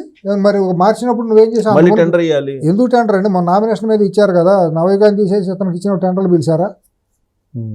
పవర్ హౌస్ అవన్నీ ఇచ్చినప్పుడు ఏమి ఇచ్చారు? తీశారు, మార్చారు, ఇచ్చేసారు. ఎందుకు? ఎవరు పెట్టుకున్నారు? రివర్స్ టెండరింగ్ పెట్టారు. ఏమీ లేదండి, ఇవన్నీ ఊరి మొహమాటం మాటలు. ఆ మొహమాటం ఉండకూడదు నాయకుడు అనేవాడు. ఇప్పుడు 2 రాష్ట్రాలకు కూడా ఇక్కడ కూడా అదే ప్రాబ్లం. తెలంగాణలో కూడా ఆంధ్ర కాంట్రాక్టర్లు ఎందుకు తీసుకొస్తున్నారు అంటారు. ఉన్న కాంట్రాక్టర్లే వాళ్ళు చేయించుకోవాలి. ఏమీ కాదండి, దొంగ ఇవన్నీ మనకు తెలిసిన బాగోతాలే. ఆంధ్ర కాంట్రాక్టర్లు ఎందుకు వచ్చారు? కమిషన్లు బ్రహ్మాండంగా ఇస్తారు కాబట్టి, పువ్వులో పెట్టి డబ్బులు ఇస్తారు కాబట్టి కేసీఆర్ తెచ్చి పెట్టుకున్నాడు. మరి అప్పుడు దొంగల ద్రోహులు ఆంధ్ర వాళ్ళు అన్నాడు. మరి ఆంధ్ర వాళ్ళకి ఇవ్వకూడదు కదా. దేశంలో అడవులు ఆకులు కరువా, ఇండియాలో కాంట్రాక్టర్లు కరువా? గ్లోబల్ టెండర్లు పిలిచి ఎందుకు రారండి? ఇవన్నీ నామినేషన్ల మీద ఇచ్చుకున్నాయి కమిషన్ల కోసం, క్విట్ ప్రోకోలు అన్నీ తెలిసిన బాగోతాలే భారతదేశానికి. సో ఇవన్నీ అబ్జర్వ్ చేస్తున్నారు కాబట్టి ఇప్పుడు ఈ ఒప్పందాలు అదానికి జగన్మోహన్ రెడ్డికి మధ్య కుదిరిన ఒప్పందాలు రద్దు కావంటారు. రద్దు చేస్తేనే చరిత్రలో చంద్రబాబు నాయుడు గారు ఆ మచ్చను తుడుచుకుంటారు. లేకపోతే మాత్రం జగన్మోహన్ రెడ్డి అనే పేరు పక్కన పేరు లేకపోవచ్చు కానీ కేసులో ఈయన కూడా నైతికంగా బాధ్యత పాపంలో ఈయన భాగస్వామ్యం అవుతారు. ఈయన పవన్ కళ్యాణ్ గారు కూడా ప్రజా కోర్టులో మాత్రం వీళ్ళు దోషులుగానే మిగిలిపోతారు. రద్దు చేస్తేనేమో 1,00,000 కోట్ల నష్టం వచ్చిందని ప్రచారం చేస్తారు. లేదు అసలు ఏమీ లేదండి. అంతకంటే బ్రహ్మాండంగా తక్కువ వచ్చేవాళ్ళు ఉన్నారు. వాళ్ళు సోలార్ ఎనర్జీ టెండర్లు అయితే ప్రైవేట్ ఆపరేటర్లు 100 మెగావాట్లు 50 మెగావాట్లు పెట్టుకునే వాళ్ళు కొంతమంది చాలామంది వస్తారు. కొత్త ఎంటర్ప్రెన్యూర్స్ బయటకు వస్తారు, కొత్త ఇన్వెస్టర్స్ బయటకు వస్తారు. ఒకే కంపెనీకి మోనోపోలీగా ఎందుకు చేయాలి? ఇవాళ అన్ని మెగావాట్లు గిగావాట్లు ఇచ్చేవాళ్ళు ఓపెన్ టెండర్లు పిలిచేస్తే మన బయోమాస్ పవర్ ప్లాంట్లోనూ చిన్న చిన్న మినీ హైడల్ ప్లాంట్లు పెట్టిన వాళ్ళు ఎంతమంది వచ్చారు? అటువంటి వాళ్ళు చాలామంది అవుతారు. ఎంటర్ప్రీనియర్స్ చాలామంది తయారవుతారు. కానీ వచ్చినా కానీ ఆదానికి సంబంధించి సెకీ తోటి ఒప్పందం కూర్చుకున్నాం అంటున్నారు. ఆదాని తోటి కాదు మేము కుదుర్చుకుంది సెకీ తోటి. సెకీ అయినా ఎడం చేసి పొరసే ట్రైపార్టీడ్ అగ్రిమెంట్లు అన్నీ తెలిసిన బాగోతాలేనండి. న్యాయస్థానాలకు తెలుసు, నాకు తెలుసు. నేను 40 ఏళ్ళ నుంచి రాజకీయం చూశాను, బ్యూరోక్రసీని చూశాను, కాంట్రాక్టులు చూశాను, అగ్రిమెంట్లు చూశాను, ట్రైపార్టీడ్ సబ్ కాంట్రాక్ట్లు ఎట్లా అవుతాయో చూస్తాము. ఇప్పుడు నాకు ప్రీ క్వాలిఫికేషన్ లేదు. సుబ్బారావు అండ్ కంపెనీకి ఒకటి ఉంది. సుబ్బారావు గారితో మాట్లాడుకుంటా, ఏమంటే మీ పేరుతో నేను టెండర్లు వేసుకుంటాను, వర్కులు నేను చేసుకుంటాను అంటే, సరే అయితే స్టాట్యూటరీ ట్యాక్స్లు మీరు కట్టుకునేటట్టు అగ్రిమెంట్ రాసుకుంటాం. పేరుకేమో మీ పేరుతో కాంట్రాక్ట్ ఉంటుంది, నేను సబ్ కాంట్రాక్ట్ చేస్తా. మీకు వచ్చిన ఎక్స్పీరియన్స్ నేను చేశాను కాబట్టి తర్వాత నేను క్లెయిమ్ చేసుకుంటాను. రెండో వర్క్కి నేనే మీతో పాటు పోటీకి నేను ఇవన్నీ తెలియని బాగోతాను. ఇప్పుడు అదానికి బినామీలు మరి ఇలా సెకీ బినామీ అండి. సెకీ అనేది అడ్డం పెట్టారు. సెంట్రల్ పవర్ కార్పొరేషన్ కదా అది. సెంట్రల్ పవర్ కార్పొరేషన్ ఎవరి చేతిలో ఉంది అది? దానికి ఒక వ్యక్తిత్వం. ఎలక్షన్ కమిషన్ అంతా సెకీ అంతే. ఎలక్షన్ కమిషన్కి ఏముంది? అందుకే సెంట్రల్ గవర్నమెంట్ కేంద్ర ప్రభుత్వం అంతే. సిబిఐ అందుకే ఆయన సెంట్రల్ గవర్నమెంట్ కేంద్ర ప్రభుత్వం సిబిఐ ఈడీ సెకీలు ఎలక్షన్ కమిషన్లు ఇవన్నీ అయ్యే బాగోతాలు. మనకు తెలియదు ఏముంది? వాటిని అడ్డం పెట్టుకుని ఊరినే తెచ్చారు. శంకులో పోతే తీర్థమైనట్టు బైపాస్ చేయడం. ఎక్కడికి పోయినా ఇది పోదు, మురికి అంటింది కదా. ఎన్ని దాటుకొచ్చినా కూడా అక్కడ ఢిల్లీ అమెరికా కోర్టులో బయటకు వచ్చింది కదా బాగోతాం. ఎక్కడ పోతారు ఇవన్నీ? ఇప్పుడు ముందర కాళ్ళకు బంధం వేసినట్టు మీరు రద్దు చేయొద్దు అని చెప్పినట్టేనా జగన్మోహన్ రెడ్డి గారు విడుదల చేసిన వీడియోలో రద్దు చేసినట్టు ఢిల్లీ వాళ్ళు కూడా ఏమంటారు, పోన్లేమని అంటారేమో మరి. అందుకనే మరి షిర్డీ ఎలక్ట్రికల్స్తో కూడా మరి ఈ మధ్య గత చాలా రోజులుగా కూటమి ప్రభుత్వం అంటగా అవుతుందనే మాట తెలుస్తుంది. ఒకవేళ రద్దు చేశారు అనుకుందాం, రద్దు చేయాలి, రద్దు చేయాలని ప్రజలు డిమాండ్ చేస్తారు. ఒకవేళ అదే జరిగితే 1750 కోట్లు మళ్ళీ వెనక్కి తీసుకుంటాడా అదాని ఇచ్చేటట్టయితే? మరి అంత మునుపు తండ్రి ముఖ్యమంత్రిగా ఉండగా కిడ్ ప్రోకోలో చాలా మంది డబ్బులు తీసుకుని కొన్ని పనులు అవలా. ఇప్పుడు వ్యాన్ పిక్ లేపాక్షి ఇవన్నీ అవ్వలేదుగా, మరి వాళ్ళకి డబ్బులు ఇచ్చాడా? కానీ వాళ్ళకి ఇవ్వకపోయినా ఒకటి అదాని ఒప్పుకుంటాడా? అదాని 1700 కోట్లు ఏముందండి? హోటల్కి వెళ్తే టీ తాగితే మనం 10 రూపాయలు టిప్ ఇస్తాం. అదాని రేంజ్లో అంతేనంటారా? టిప్ ఆడేసాను అని అనుకుంటాడు. ఏముంది దాంట్లో? ఒకసారి ఎప్పుడు ఉపయోగపడతాడు అనుకుంటారా? పడకపోయినా ఏముంది, హోటల్లో సర్వర్కి ఇచ్చిన టిప్తో సమానం ఇవ్వాలా. అంత మించి వాల్యూ కూడా. ఆ భయం లేకపోతే ఈయన ఎందుకు రద్దు చేయొద్దని చెప్పి ఇండైరెక్ట్గా సిగ్నల్ ఇస్తున్నాడు? అంటే ఏదో ఉంటుంది. షిరిడి సాయికి కూడా పోతుంది కదా, ఆ షిరిడి సాయి కుటుంబ సంస్థ కదా, అది కనుకుంటే తన కుటుంబానికి లాభం కదా. అసలు నువ్వెవరో మాట్లాడటానికి చేయడానికి వీల్లేదని అనడానికి ఒక పెద్ద హడ్డిల్వి నువ్వు. రాష్ట్ర అభివృద్ధికి హడ్డిల్వి నువ్వెంత దుర్మార్గం చేసి అవినీతి అయిన తర్వాత మోసుకుని ఇంట్లో కూర్చోవలసింది పోయి నువ్వు రద్దు చేయొద్దని డిక్టేట్ చేయడానికి నీకున్న హక్కు ఏంటి? అసలు ప్రభుత్వానికి విశేషమైన అధికారం ఉంది. ప్రజలు ప్రభుత్వానికి మ్యాండేట్ ఇచ్చారు పార్టీకి. వాళ్ళు సమీక్షిస్తారు ఉంచాలా లేదా అనేది. ప్రజల అభిష్టం ఏంటనేది వాళ్ళు చూస్తారు. ప్రజలు ఎట్టా ఉంది, కార్యకర్తలు ఏమంటున్నారు ఏంటని. ఇవాళ ప్రజలు ముక్తకంఠంతో అదాని పవర్ దాన్ని రద్దు చేయాల్సిందేననే మాట అంటున్నారు. ఎందుకంటే అవినీతి జరిగింది కాబట్టి. ప్రపంచ దేశాలే అదాని కంపెనీలోంచి వైదొలుగుతున్నాయి. ఇతర దేశాలు కూడా దాంతో మన షేర్ మార్కెట్ అనేది కుప్పకూలిపోయింది. కానీ అదాని చెప్పేది ఏంటంటే అక్కడ జరిగింది ఫ్రాడే తప్పితే లంచం కాదు అని అంటున్నాడు. ఫ్రాడ్కి లంచానికి తేడా ఏముంది? ఒకటే కదా. ఫ్రాడ్ అంటే ఇంకా పెద్దది చీటింగ్. బ్రైబ్ కంటే ఫ్రాడ్ ఇంకా పెద్దగా ఇది. దానికి ఆయన లేఖ విడుదల చేశారు అదాని గ్రూపు. ఆ లేఖలో ఏముందంటే ఫ్రాడ్ జరిగిందని మేము మాట్లాడుకుంటాం అక్కడ ఇది America security and stock exchange దగ్గర. అసలు వెళ్ళమనండి, అమెరికా వెళ్ళాలి కదా ఇతను, అమెరికా వెళ్ళాలి కదా. అమెరికా వెళ్తే లోపల పెడతారు, కప్పెట్టేస్తారు లోపల జైల్లో. అసలు ముందు వెళ్ళాలిగా అక్కడికి. రెడ్ కార్నర్ నోటీసులు ఉన్నాయి. ఇక్కడ కూర్చుని ఏం ఇక్కడ రక్షణ ఉంది కాబట్టి ఇక్కడ ఏమైనా మాట్లాడతాడు. ఆయన ఒప్పుకున్నాడు అక్కడ ఫ్రాడ్ జరిగింది, లంచం అనేది అబద్ధం. ఫ్రాడ్కి లంచానికి తేడా ఉంది. ఫ్రాడ్ ఇంకా పెద్ద అంటే ఇండియాలో లంచం, అక్కడేమో ఫ్రాడ్. దానికి దీనికి మీరు ముడిపెట్టొద్దని ఆయన లేఖ. అసలు అట్ట దొంగ ఇప్పుడు కూడా అట్టాగే అంటాడండి. దొంగ ఎప్పుడు కూడా ఇంకా ఎక్కువ పాయింట్లు ఆలోచిస్తాడు. దొంగతనం చేసేవాడు ఇంకా బయటకు రావడానికి ఇంకా లా పాయింట్లు చాలా ఎక్కువ చదువుతాడు. లాయర్ కంటే ఎక్కువ చదువుతాడు లా పాయింట్లు.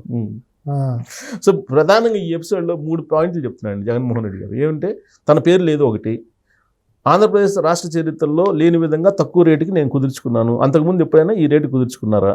50 పైసలు నాకు తెలిసిన సబ్జెక్టు కరెక్షను 40 పైసలు అంత ఎక్కువ చేసుకున్నాడు.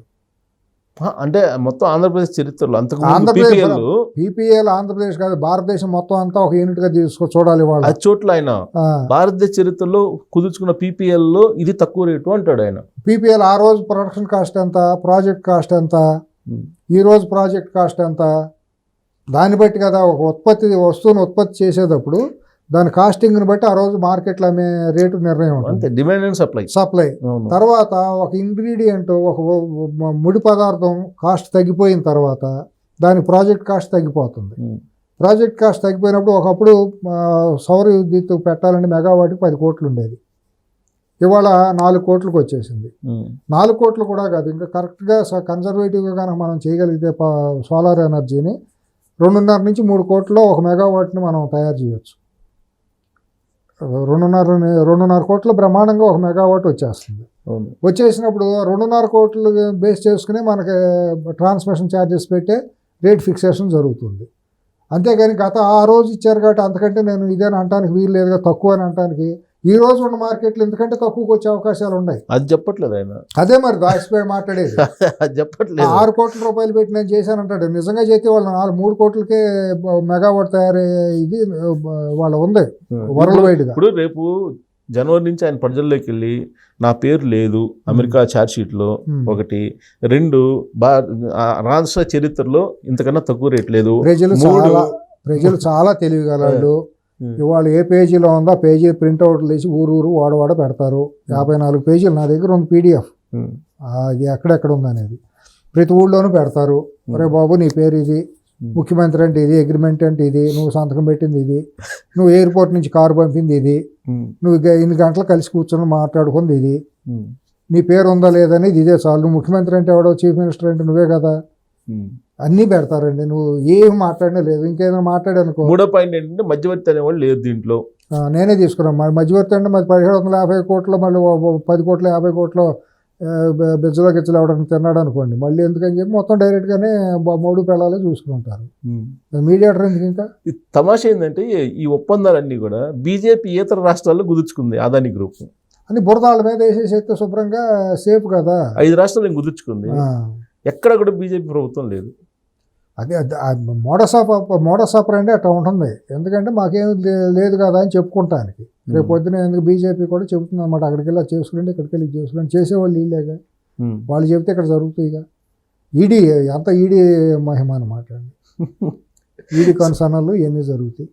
ఈడీలు సిబిఐ కన్సర్న్లో కేంద్ర ప్రభుత్వం యొక్క కేంద్ర హోంశాఖ మంత్రి గారి డైరెక్షన్లో ఇవన్నీ జరుగుతాయి. ఇవన్నీ తెలియని భాగవతాల. ఇవాళ మనం ఏదో మాట్లాడుకుంటున్నాం, తెలియగలవాళ్ళు అనుకుంటున్నాం. సిఎస్ గారు మనకంటే వ్యవసాయం చేసే కూలీలు అంతకంటే మనకంటే చాలా గొప్ప. ఇప్పుడు అసలు సమాచారం వాళ్ళ దగ్గర విపరీతంగా ఉందండి. మీరు అసలు అమోఘమైన తెలివితేటలు. వాళ్ళు ఏదంటే వాళ్ళ జాతకం అక్కడ ఉండి గ్రామాల్లో ఉంటున్నారు, ఆ ఊళ్ళో టీ బంకుల దగ్గర అక్కడక్కడ ఉంటున్నారు. ఏదో మనకేదో వచ్చి హైదరాబాద్లో కూర్చుని మళ్ళీ ఢిల్లీలో కూర్చుని మేము చాలా భేదవాళ్ళం గొప్ప వాళ్ళమని కళ్ళగా అంటున్నాం. ఇవాళ ఈ సోషల్ మీడియా ఇదంతా టెక్నాలజీ వచ్చిన తర్వాత ప్రతి ఒక్కరికి క్షణాల్లో అందుతుంది. కానీ ఆంధ్రప్రదేశ్ భవిష్యత్తు ఏంటి అనేది ఆలోచిస్తే మరి వీళ్ళు రైట్ టైంలో రైట్ తీర్పిస్తున్నారా ప్రజలు అని అనుకుంటే మరి అది మిస్ అయింది. దానికి కొంత తప్పు. అంతకుముందు 2014-19 ప్రభుత్వం కూడా నేను ఖచ్చితంగా చెప్పగలను. ఆ రోజు స్వయంకృతాపరాధం అన్నమాట వాస్తవం. స్వయంకృతాపరాధంతోనే ఒక అసాంఘిక శక్తి ముఖ్యమంత్రిగా అవ్వాల్సిన కర్మ వచ్చింది ఆ రోజు. ఆ రోజు అప్పుడే కనుక మరి కూటమితో కనుక ఉండుంటే ఎట్టా ఉండేదో. ఆ రోజు బీజేపీ, జనసేన, తెలుగుదేశం కనుక ఉండుంటే చాలా వరకు కట్టడి అయ్యేదానికి అవకాశం ఉండేది. ఆ రోజు తీసుకున్న చారిత్రక తప్పిద నిర్ణయాలు అవన్నీ కూడా. అట్లాగే వీళ్ళు కూడా ఒంటెద్దు పోకడతో పోవటం, ఆ ఒంటెద్దు పోకడలో కొన్ని ఇప్పుడు కనపడుతున్నాయి, మళ్ళీ పునరావృతం అవుతుందేమోననే భయం నాకు. ఇప్పుడు మరి 2019లో జరిగిన తప్పు మళ్ళీ జరగదు అనుకుంటున్నారా? అదే పునరావృతం అవుతుందనే కదా నేను మీతో ఉంటుంది. మళ్ళీ పునరావృతం అయ్యే విధంగా ఆ దిశగా అడుగులు పడుతున్నాయి. ఇందాక నేను అందుకనే అది లోకేష్ వీళ్ళందరూ సమీక్షించుకోకపోతే నష్టపోతారని అందుకనే. అంటే వాళ్ళకేం నష్టం ఉంటుంది? రాష్ట్రానికి రాష్ట్రమే పోతుంది. ఇప్పుడు వాళ్ళకేముంది, వాళ్ళకి ఓడిపోతే కాగితం కోసం మళ్ళీ ఏముందంటే ఓడిపోతే ఏమన్నా చుట్టూ గన్మ్యాన్లు ఉంటారు, హ్యాపీగా మళ్ళీ సంపాదించుకున్న ఆస్తులు ఉంటాయి.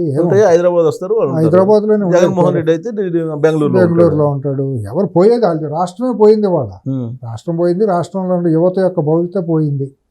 ఎందుకంటే సొంత రాష్ట్రంలో ఉద్యోగాలు ఏమీ లేకుండా, రోడ్లు కూడా కనీసం మౌలిక వస్తువులన్నీ కుదేలైపోయినాయి, ఆరోగ్య వ్యవస్థ పూర్తిగా నాశనం అయిపోయింది. మొత్తం ఏ జబ్బులు వచ్చినా హైదరాబాద్ లాంటి ఈ ప్రాంతాలకు రావాలి, కానీ సొంత రాష్ట్రంలో ట్రీట్మెంట్లు చేసుకుని అందులోని పరిస్థితిలో పెట్టుకున్నారు. అదొక అనాథ రాష్ట్రంగా ఆంధ్రప్రదేశ్ కాదండి, అది అనాథప్రదేశ్ లాగా అయిపోయిందండి పరిస్థితి, దుర్మార్గం. నేను మొన్న ఇప్పుడు ఏంటి దానికి మళ్ళీ అట్లీస్ట్ మళ్ళీ వెంటిలేషన్ మీద నుంచి లేచే పరిస్థితి ఉందా? నేను అవన్నీ మాట్లాడాలంటే కొద్దిగా మళ్ళీ 5-6 కోట్ల మంది మనోభావాలు దెబ్బతింటాయి, సెన్సిటివ్గా ఉంటుంది. కానీ తప్పదు, రాష్ట్రం కోసం అయితే కొద్దిగా మాట్లాడాలి. నేను రాష్ట్రం కోసం మాట్లాడి మళ్ళీ ఏమంటారంటే సిఎస్ గారు వాడు హైదరాబాద్లో కూర్చుని మా రాష్ట్రం మీద విషయం కప్పుతున్నాడు అది ఇదని అంటారు. మంచి కోసం. ఇప్పుడు నేను ఆంధ్రాని తెలంగాణని రెండు వేరువేరుగా చూడండి, ఎవరు చూడరండి. నాకు రెండు కళ్ళు లాంటివి.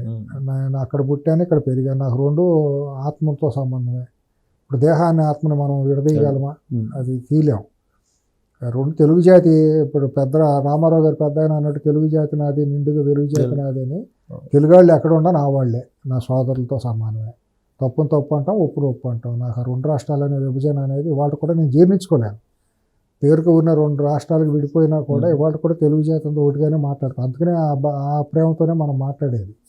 అంతే తప్పించి నాకెందుకంటే సంబంధం లేదని తప్పుకోవచ్చు కదా.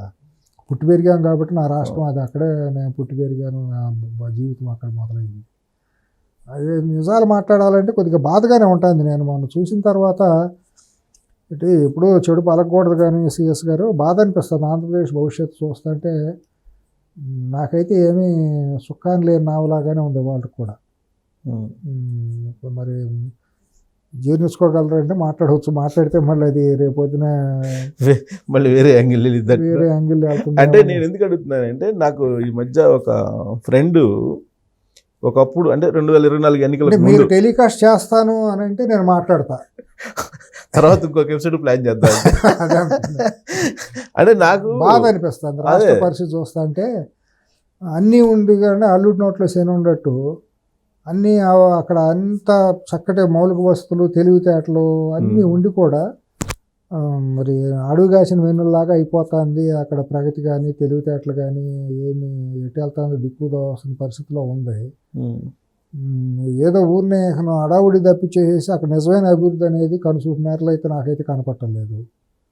ఎందుకంటే ఇలాంటి సింటమే నాకు ఒక సచివాలయంలో ఉండేటువంటి ఒక నిష్పక్షమైనటువంటి న్యూట్రల్ ఓటర్గా ఉన్నట్టు ఒక ఉద్యోగస్తుడు ఎక్స్ప్రెస్ చేశాడు. ఈ ప్రభుత్వం ఎలా ఉందంటే జగన్మోహన్ రెడ్డి 3.0 అన్నట్టు ఉందని అనగానే నాకు అసలు ఆంధ్రప్రదేశ్ పరిస్థితి ఏంది, నెక్స్ట్ ఏమన్నా మళ్ళీ మిస్ఫైర్ అవుతుందా 2019 లాగా అనే ఒక ఆందోళన నాకు కూడా వ్యక్తిగతంగా కలిగింది. నేను కొద్దిగా ఊరిని టచ్ చేసి వదిలిపెడతాను. ఇప్పుడు అభివృద్ధి అనేదండి ఎప్పుడైనా కూడా ఒక యజమాని బలంగా ఉంటేనే ఇల్లు బాగుంటుందండి. ఒక రాష్ట్రం బాగుండాలంటే రాజధాని బలంగా ఉండాలండి. రాజధాని బాగా వృద్ధి చెంది కళకళలాడుతూ ఉన్న తర్వాత స్ప్రెడ్ అవ్వాలి రాష్ట్రంలోకి, ఆ సంపద అంతా ఇతర ప్రాంతాలకు వెళ్తుందండి. మరి ఇది అసలు చంద్రబాబు నాయుడు గారు తీసుకుంటున్న మోడల్ మరి నేనైతే డిఫర్ అవుతాను, 100% డిఫర్ అవుతాను. అంటే ఆయన మీద నాకు నమ్మకం ఉంది సార్. ఎందుకంటే 90s లో 2020 విజన్ చెప్పినప్పుడు ఇలాంటివి వచ్చాయి అప్పుడు. కాదు అది నేను కూడా ఆయన మీద గౌరవం, ఆయన మీద దాన్ని అసలు ఆ విజనరీని నేను అందుకోలేనంత తెలివితేటలు ఆ విజన్ ఉంటుంది, దాన్ని ఎవరం కాదలేదు. 2020 విజన్ చేసినప్పుడు అందరూ కూడా నవ్వారు.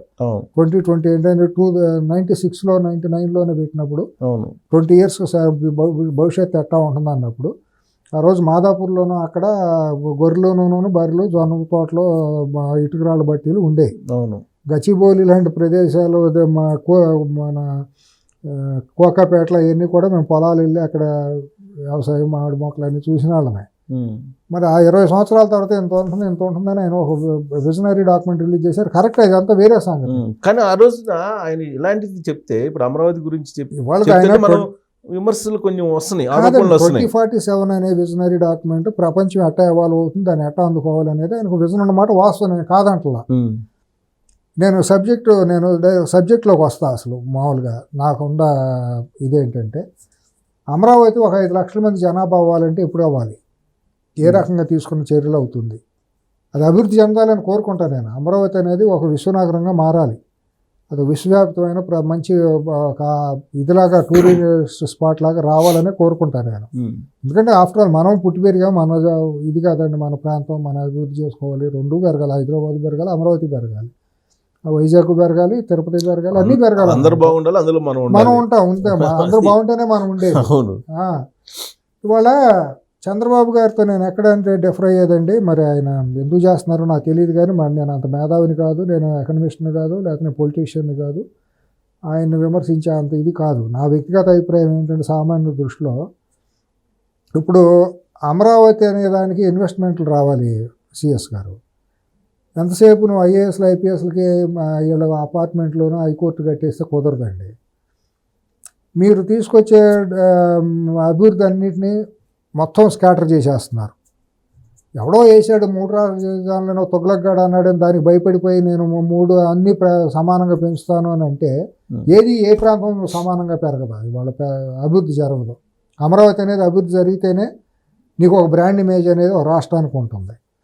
అమరావతికి అసలు ఇవాళ ఏ ప్రాజెక్టు రాకుండా తీసుకెళ్ళిపోయి డ్రోన్స్ అంటే తీసుకెళ్ళి కర్నూలు అంటాడు ఆయన, ఇంకా హార్డ్వేర్ అంటే తిరుపతి అంటాడు, సాఫ్ట్వేర్ అంటే విశాఖపట్నం అంటాడు, వచ్చింది బీపీసీఎల్ ప్రాజెక్టు బందరవతి తీసుకెళ్ళి నెల్లూరు పెడతాడు. అసలు గుంటూరు, కృష్ణా, ప్రకాశం జిల్లాల మీద నీ సూపే ఉంది. అసలు ఏం డెవలప్ చేస్తున్నామని ప్రజలు అక్కడ ఉండాలి. ఎడ్యుకేషన్ ఎవడొస్తాడు? ఎడ్యుకేషన్ హాస్టల్లో ఉంటారు. ఎవరొస్తారు? ప్రజలు వస్తారా? మైగ్రేషన్ ఎట్లా వస్తుందండి? నీకు అక్కడికి రావాలంటే వర్క్ ఫోర్స్ రావాలి కదా, ఉద్యోగాలు డెవలప్ కావాలి. ఉద్యోగాలను బట్టి యాన్సిలరీస్ వస్తాయి, ఇండస్ట్రీస్ వస్తే దానికి యాన్సిలరీస్ కొన్ని వస్తాయి.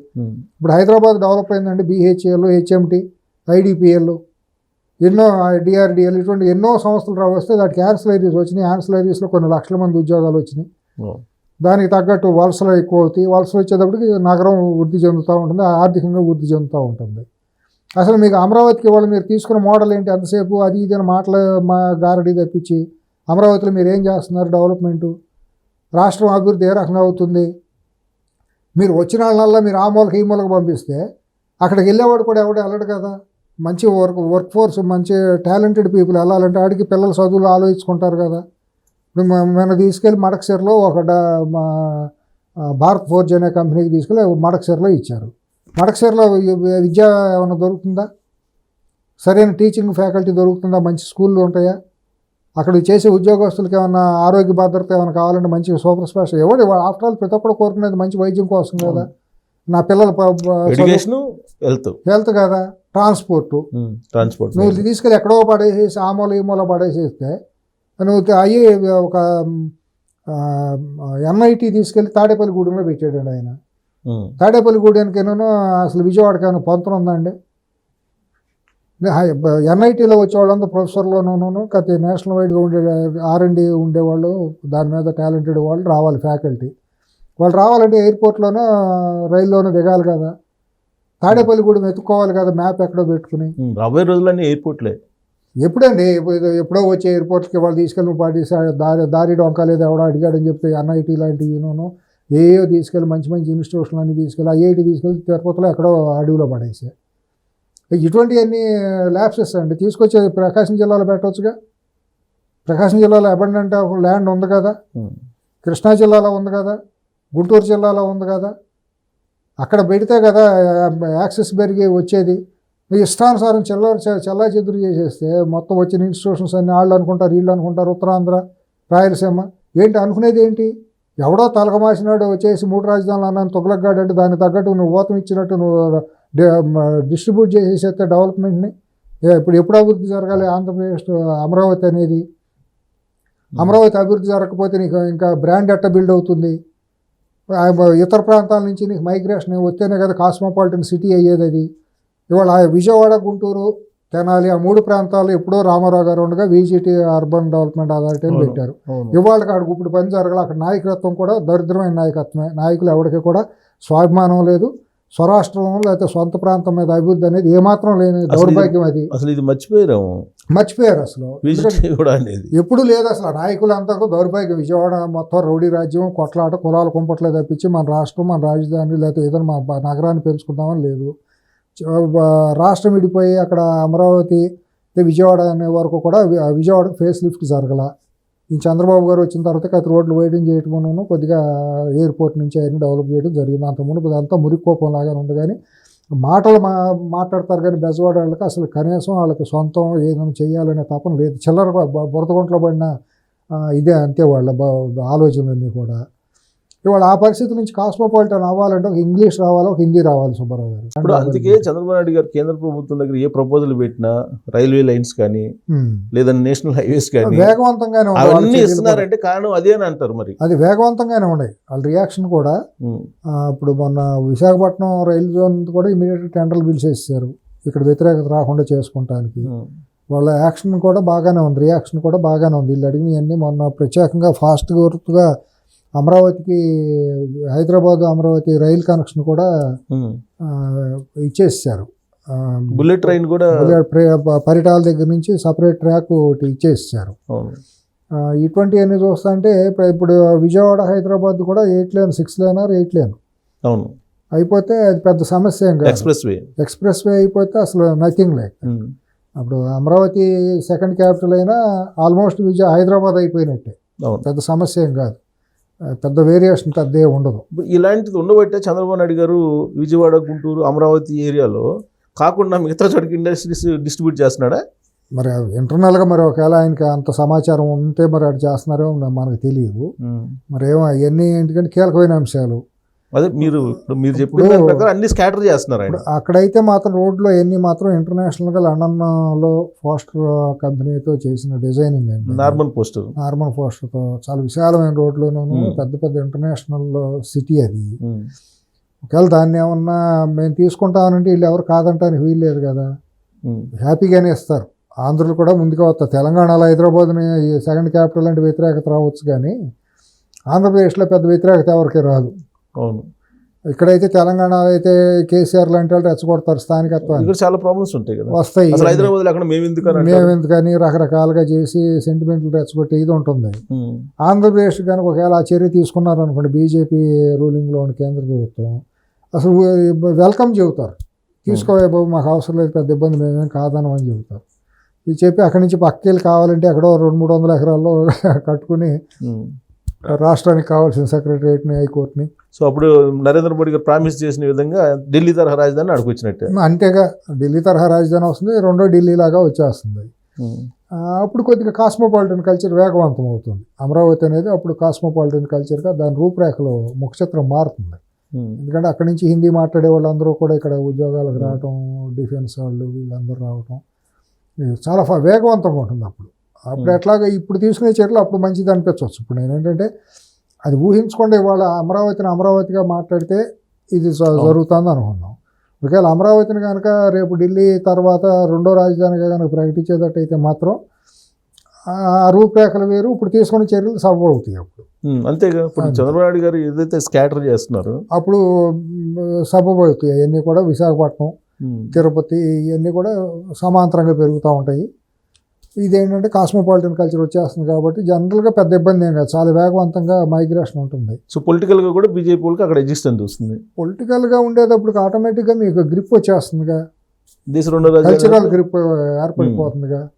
సౌత్ ఇండియా మీద కల్చరల్ గ్రిప్ అనేది ఒకటి ఏర్పడి. ఇప్పుడు ఏంటంటే మనకు తేడా ఏంటంటే north India, south India variation ఏంటంటే హిందీ ఒకటి, కల్చరల్. అవును. వాళ్ళ థింకింగ్ వేరు, సౌత్ ఇండియన్ థింకింగ్ వేరు. అది ఆ బారియర్ పోవాలి అని అంటే కల్చరల్ ఇది అనేది రావాలి, ఇంటరాక్షన్ అనేది జరగాలి. ఆ చర్యలు మరి బీజేపీలో ఉన్నటువంటి మేధావులు మనువాద సిద్ధాంతాన్ని ఆ పాసన పట్టిన వాళ్ళు ఉంటారు కదా, అది సపరేట్ సబ్జెక్ట్ అనుకోండి. వాళ్ళు కనుక కాదు మనం దేశాన్ని మొత్తాన్ని ఒకే తాటి మీద తీసుకురావాలి, ఈ ద్రవిడ ఆర్య అనే సిద్ధాంతాలు, అదే కదా వాళ్ళ కాన్సెప్ట్ కూడా, ఒక దేశం ఒక భావన, ఒక భావన, ఒక దేశం ఒక భావన మంచిది అది. ఎందుకంటే ఇది వైశిష్ట్యత కలిగినటువంటి దేశం సిఎస్ గారు. వివిధ భాషలు, వివిధ ఫుడ్, వివిధ ఆచార వ్యవహారాలు ఉన్నాయి. ఇవాళ ఇది కొన్ని జాతులు, కొన్ని రాజ్యాల సమ్మేళనం, కానీ ఇది భారతదేశం అంతా ఒక దేశం అని అంటానికి టెక్నికల్గా కాదు. ఇప్పుడు ఆంధ్ర మన ఫుడ్ వేరు, ఇంకొక ఫుడ్ వేరు, ఇంకొక దేశం వేరు, ఇంకొక భాష వేరు. కానీ వీటన్నిటిని కల్పించేది వాళ్ళ దాకా మనకు కల్పించింది ఏంటంటే కల్చర్, రామాయణం, భారతం ఇటువంటి గ్రంథాలు ఇవన్నీ కూడా కల్పించినాయి మనం టెక్నికల్గా. ఇవాళ కల్పించింది ఇంకా బాగా బలంగా చేయాలి అని అంటే ఇటువంటిది బాగా తోడ్పడుతుంది. సో మీరు అన్నట్టు ఒకవేళ ఈ డెసిషన్ తీసుకుంటే మీరు భావిస్తున్నా, లేదంటే చాలామంది భావిస్తున్నంటే రెసిడ్యూ ఏదైతే ఉందో జగన్మోహన్ రెడ్డి గారి రూపంలో అది క్లోజ్ అయినట్టేనా? టోటల్గా ఎరాడికేట్ అయిపోతుంది, 100% ఎరాడికేట్ అవడానికి. ఇది ఇప్పుడు అది ఉండకూడదండి. ఎన్ని బీజేపీకి నష్టం అండి. టెక్నికల్గా వాళ్ళు అలా ఇస్తట్లేదు, కానీ మరి ఎందుకు అలా ఇస్తున్నారో తెలియదు. కానట్ట వాళ్ళు ఎంత త్వరగా ఈ అవినీతి సామ్రాట్లను లోపల ఇస్తే అంత వాళ్ళకి కడిగిన ముచ్చాలాగా వాళ్ళకి ప్రజల్లో ఒక ఇది పెరుగుతుంది. దేశ రెండో అమరావతి అనేది పరిష్కారం దానికి, అంతేనా? దేశ రెండో రాజధాని అమరావతి పరిష్కారమే కాకుండా ముందు వీళ్ళని బయట ఉంచకూడదు, అవినీతి పరులని. ఎవరైతే ప్రజాధనాన్ని కొలగొట్టారో కళ్ళ ముందు లక్షల కోట్ల రూపాయలు ప్రాంతం పేరుతో, కులం పేరుతో ఎవరైతే చేస్తున్నారో, కుటుంబాలని అడ్డం పెట్టుకుని వారసత్వాల పేరుతో చేస్తున్నారో, ప్రజాహితాన్ని పక్కన పెట్టి ఆ కుటుంబాలు ఉండకూడదండి పొలిటికల్గా. అదే ఇప్పుడు అది చేస్తే వీళ్ళ ప్రాబ్లం తగ్గిపోతుంది అంటారా? తగ్గిపోతుందిగా, అంటే డైల్యూట్ అయిపోతుంది కదా, డైల్యూట్ అయిపోతుంది శుభ్రంగా. అది అన్ని రకాలుగా అన్నిటికీ ఒకటే ముందు జెండా తెలుసు మాత అన్నట్టు అది ఆలోచన మంచిదే. బట్ అది వస్తుందని నేనైతే వ్యక్తిగతంగా అయితే నేను ఇది లేదు. ఒకవేళ అటువంటిది అంటే ఇక్కడ చిన్న పాయింట్ ఏంటంటే గెజిట్ ఇవ్వలేదు ఇంతవరకు. యాక్చువల్గా అది టైం అయిపోయింది 2024కి. కానీ బీజేపీకి ఆలోచన ఉండే మనకు తెలియదు. గెజిట్ ఎందుకు ఇవ్వలేదు అనే దాని మీద చర్చ జరిగినప్పుడు ఇది వస్తుంది. అవును, అదీను ప్లస్ ఏంటంటే హైదరాబాద్ అనేది వచ్చేటప్పటికి ఆల్రెడీ ఎమర్జ్ అయిపోయింది, ఒక ప్లాన్డ్గా ఏమీ లేదు.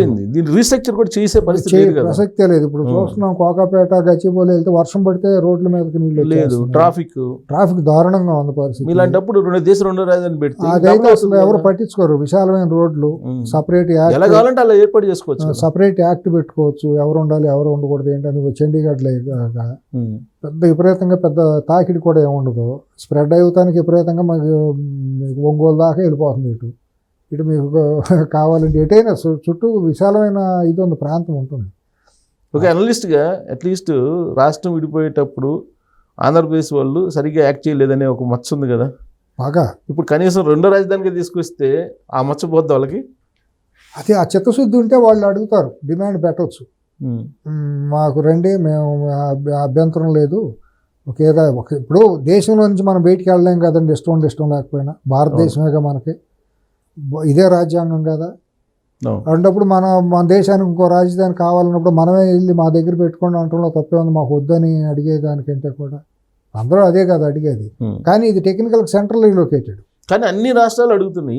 ఆంధ్రప్రదేశ్ మాత్రం మద్రాస్ అనేది మాత్రం వెళ్ళరండి, టెయిల్ ఎండ్లో ఉంటుందండి. అడగొచ్చు కానీ తప్పేం లేదు. అలా రెజల్యూషన్ పాస్ చేశారు. బెంగళూరు అనేది ఆల్రెడీ ప్రపంచంలోనే కంజెస్టెడ్ సిటీలుగా ఒకటి తయారైపోయింది, చాలా ఘోరమైన సిటీగా అయిపోయింది. ఇవాళ ట్రాఫిక్ అనేది అన్బేరబుల్గా ఉంది పరిస్థితి. ఉన్నంతలో కొంతవరకు ఏంటంటే ఈ ప్రాంతమే ఇదిగా ఉంది. బాంబే, ఢిల్లీ అనేది పొల్యూటెడ్, బాంబే అనేది పనికిరాదు, కలకత్తా అనేది కూడా పెడైపోయింది. ఆల్రెడీ నార్త్కి అవసరం లేదు కాబట్టి సౌత్లో ఓన్లీ హైదరాబాద్ ఆర్ అమరావతి అనేది రీజనబుల్గా ఉంటుంది. హైదరాబాద్లో ఏంటంటే కొత్తగా ఎమర్జ్ అవ్వాలంటే కూడా కష్టమే, ట్రాఫిక్ ఇదంతా కూడా. అదేంటంటే వెల్ ప్లాన్డ్, ఇంకా రెడీ టు ఇదన్నమాట అండి. ఇంక మొదలెట్టలేదు కాబట్టి మొదలు పెట్టుకుని లేదు మేము తీసుకుంటామంటే కన్స్ట్రక్షన్ కూడా ఇంకా వాళ్ళు చేసేసుకోవచ్చు. సో ఇప్పుడున్న పరిస్థితుల్లో ఇప్పుడు గవర్నమెంట్ కూడా ఒక రెజల్యూషన్ పాస్ చేసి పంపించాలంటారు. బ్రహ్మాండంగా చేయొచ్చు. ఇప్పుడు ప్రత్యేక సమావేశాలు పెట్టి మీరు తీసుకుంటానంటే మేము ముందుకే వస్తాం, త్వరగా తీసేసుకోండి అని చెప్తే ప్రజలు హ్యాపీగా ఫీల్ అవుతారు, అన్ని రకాలుగాను బాగానే ఉంటుంది. ఇప్పుడు తెలంగాణకు వచ్చేటప్పటికి వీళ్ళేమో విజయోత్సవ సభలు పెట్టుకుంటున్నారు. ఇంకొక వైపు ఏమో కేటీఆర్ గారు ఏమో వ్యతిరేకంగా సభలు పెడుతున్నారు. ఏంటి వీళ్ళ వ్యవహారం ఏంటి తెలంగాణది రాజకీయాల్లో? తెలంగాణలో కూడా నేను అనుకునేది ఏంటంటే బీజేపీ బీఆర్ఎస్ని అడ్డం పెట్టి రెచ్చగొడుతుంది అనిపిస్తుంది. ఎందుకంటే మన కేటీఆర్ వెళ్ళి హోమ్ మినిస్టర్ని అమిత్ షాని కలిసి వచ్చారనేది వార్తలు. ముందేమో ఎవరు మాట్లాడలేదు, తర్వాత కలిస్తే తప్పే ఉంది, మేము కలుస్తాం, రాజకీయంగా కలవకుండా ఎందుకుంటాం అనే మాట అన్నారు. ఈ పరిస్థితుల్లో బీజేపీ అనేది బీఆర్ఎస్ని దగ్గరికి తీసుకు ముందు పెడుతుందేమో అనేది ఒకటి వచ్చింది. ఒకవేళ బీజేపీ కనుక బీఆర్ఎస్ని ముందు పెట్టి కొడితే మాత్రం బీఆర్ఎస్కి నష్టం జరుగుతుంది.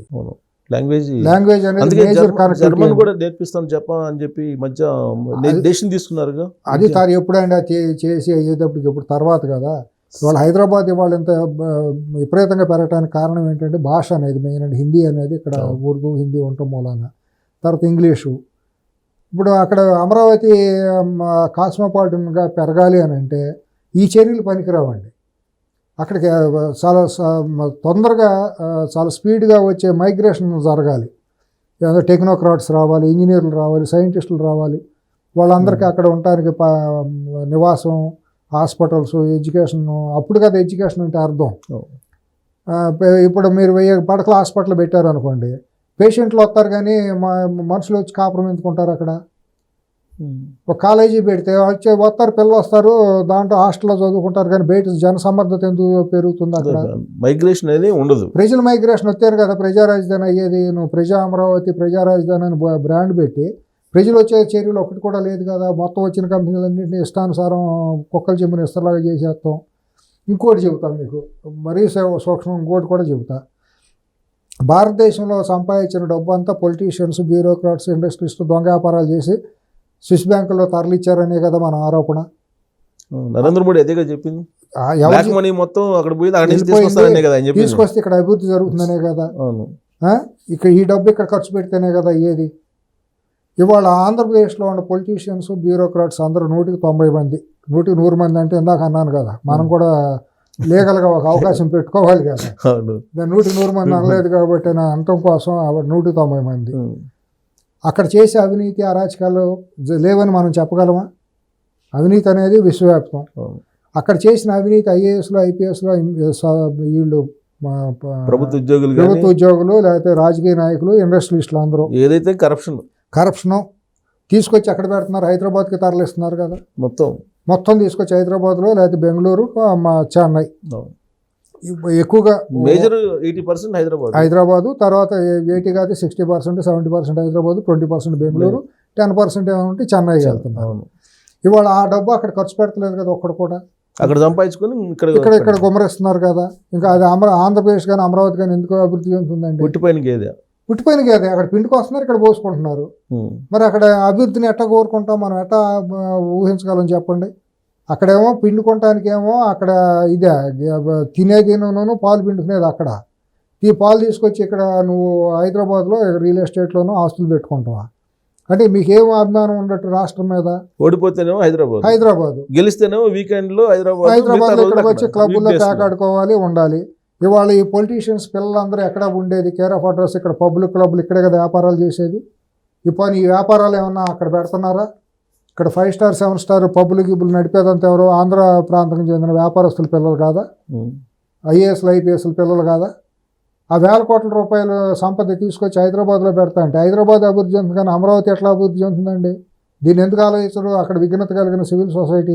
జగన్మోహన్ రెడ్డి కంపెనీలు హెడ్ క్వార్టర్స్ హైదరాబాద్లో ఉంటాయి. చంద్రబాబు నాయుడు గారి కంపెనీలు హైదరాబాద్ అన్నీ ఉంటాయి. ఇవాళ మాట్లాడే సోకాల్డ్ మన మహారాష్ట్ర అని బయటకు మాట్లాడే వాళ్ళు అందరూ ఆత్మహత్య సదృశ్యంతో మాట్లాడుతూ ఉంటారు. వాళ్ళ ఆఫీసులు, రిజిస్టర్డ్ ఆఫీసులన్నీ హైదరాబాద్ బేస్డ్గా ఉండి ఇక్కడ హెడ్లతో ట్యాక్సులు కడతారు. మరి వీళ్ళకి అంత స్వాభిమానం, రాష్ట్రం మీద అంత అభిమానం ఉండి హెడ్ ఆఫీసులు అన్నింటినీ అక్కడ పుట్టిపేరుగా మా రాష్ట్రం మా ఇది అనేవాళ్ళు మెయిన్ అక్కడ అభివృద్ధి. ఇప్పుడు ఎమ్మెల్యేలు, ఎంపీలు ఉన్నారు కదా, వాళ్ళ ఆఫీసులు, వ్యాపారాలు హైదరాబాద్లో ఉన్నాయి కదా. ప్రతి ఒక్కరికి వాళ్ళు తరలించవచ్చు కదా ఈయన మాట్లాడే వాళ్ళందరూ రాష్ట్రం మీద. సాక్షి ఇది ఎక్కడ ఉంది? భారతీయ సిమెంట్ హెడ్ ఆఫీస్, రిజిస్టర్డ్ ఆఫీసులు ఎక్కడ ఉన్నాయి? హెరిటేజ్ ఆఫీస్ ఎక్కడ ఉంది? లాస్ట్ కి పిల్లల ఫంక్షన్స్ కూడా పంచల్ ఫంక్షన్లు అన్ని లేదా ఓణీల హైదరాబాద్లోనే ఫంక్షన్లు, కదండి. పెళ్లిళ్ళు అన్ని ఇక్కడే చేస్తారు. కన్వెన్షన్ సెంటర్లు ఏది వచ్చినా ఇక్కడేనా, రజస్వలైన ఫంక్షన్స్ కూడా ఇక్కడే. ఇంకా ఎట్లా అభివృద్ధి చెందుతుందో చెప్పమానండి. భవిష్యత్తులో కూడా ఇక ఆంధ్రప్రదేశ్ అభివృద్ధి కనిపించట్లా. అనేది- నేను అది ఇందాక చెప్తే బాగోదని అనుకున్నాను, ఎందుకంటే ఉండబట్టలేక నేను ఇవన్నీ మాట్లాడేయాల్సి వచ్చింది. నేను చూసి అమ్మవలాగ్రహం చూశాను అక్కడ పరిస్థితులు చూసి అసలు ఏం కనపట్లా, నా కళ్ళ ముందు ఏమీ కనపట్లా. ఈ లెక్కన అంతే మీరు చెప్పేది. ఇప్పుడు అక్కడ సంపాదించుకుంటున్నారు, ఇక్కడ పెట్టుబడి పెడుతున్నారు, వస్తున్నారండి. ఫంక్షన్ లేట్ చేసుకుంటున్నారు, ట్యాక్స్ లేట్ సిఎస్ కడుతున్నారు. గారు ఇండియాలో దోసుకుని స్విస్ బ్యాంకులో దాచుకునే దానికి, ఆంధ్రాలో దోసుకుని హైదరాబాద్లో దాచుకున్న దానికి తేడా ఏమీ లేదు. ఇద్దరు దేశద్రోహులే, వీళ్ళు సంఘ రాష్ట్ర విద్రోహులే, అంతే సంఘ విద్రోహులే. వాళ్ళు తెలుగు జాతి, తెలుగు తల్లిని ఒకే తెలుగు తల్లి అనుకోండి, వాళ్ళు అక్కడ ఆంధ్రాకి నష్టం చేస్తున్నారు.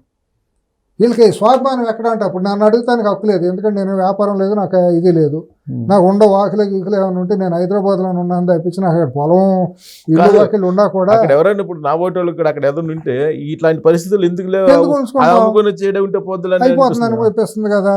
పెరగాలి. ఎవరైనా ప్రతి మనిషి ఏమనుకుంటుంది సుబ్బారావు గారు, ₹1,00,000 ఉంటే వచ్చే సంవత్సరానికి 10 లక్షలు అవ్వాలి, మా పిల్లలు బాగుండాలి. మనం కష్టపడేది మన పిల్లల కోసమే కదా. అది అందరూ ఎవరైనా బతుకు బెటర్ లైఫ్ కోసమే కదా ఇది చేసుకునేది. అవును. అది ఎక్కడ కనపడుతుంది మీకు? ఆంధ్రప్రదేశ్లో ఎక్కడ కనపడుతుంది అసలు?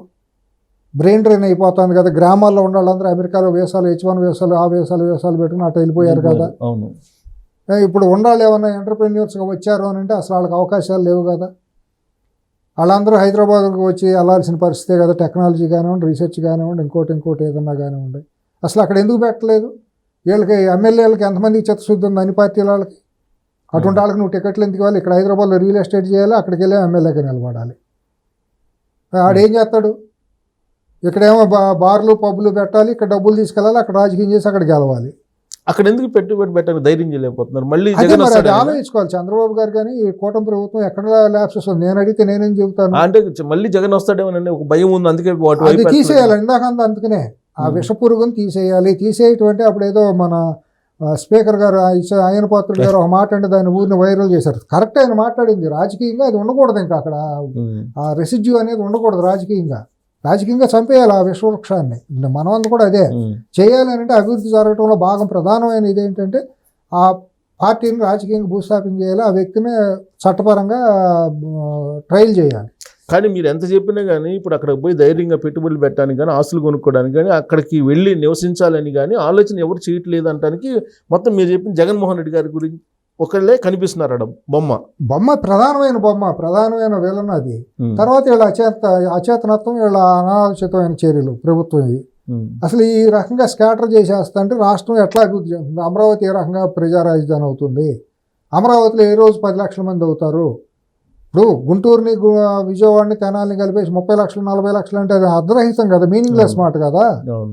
అది వేరే ప్రాంతాల నుంచి వేరే అక్కడ మిక్స్డ్ కల్చర్ ఉండాలి అక్కడ. అసలు కాస్మోపాలిటన్ కల్చర్ రావాలి, హిందీ రావాలి, ఇంగ్లీష్ రావాలి, అక్కడ మంచి టీచింగ్ స్టాఫ్ రావాలి, స్కూల్స్ రావాలి.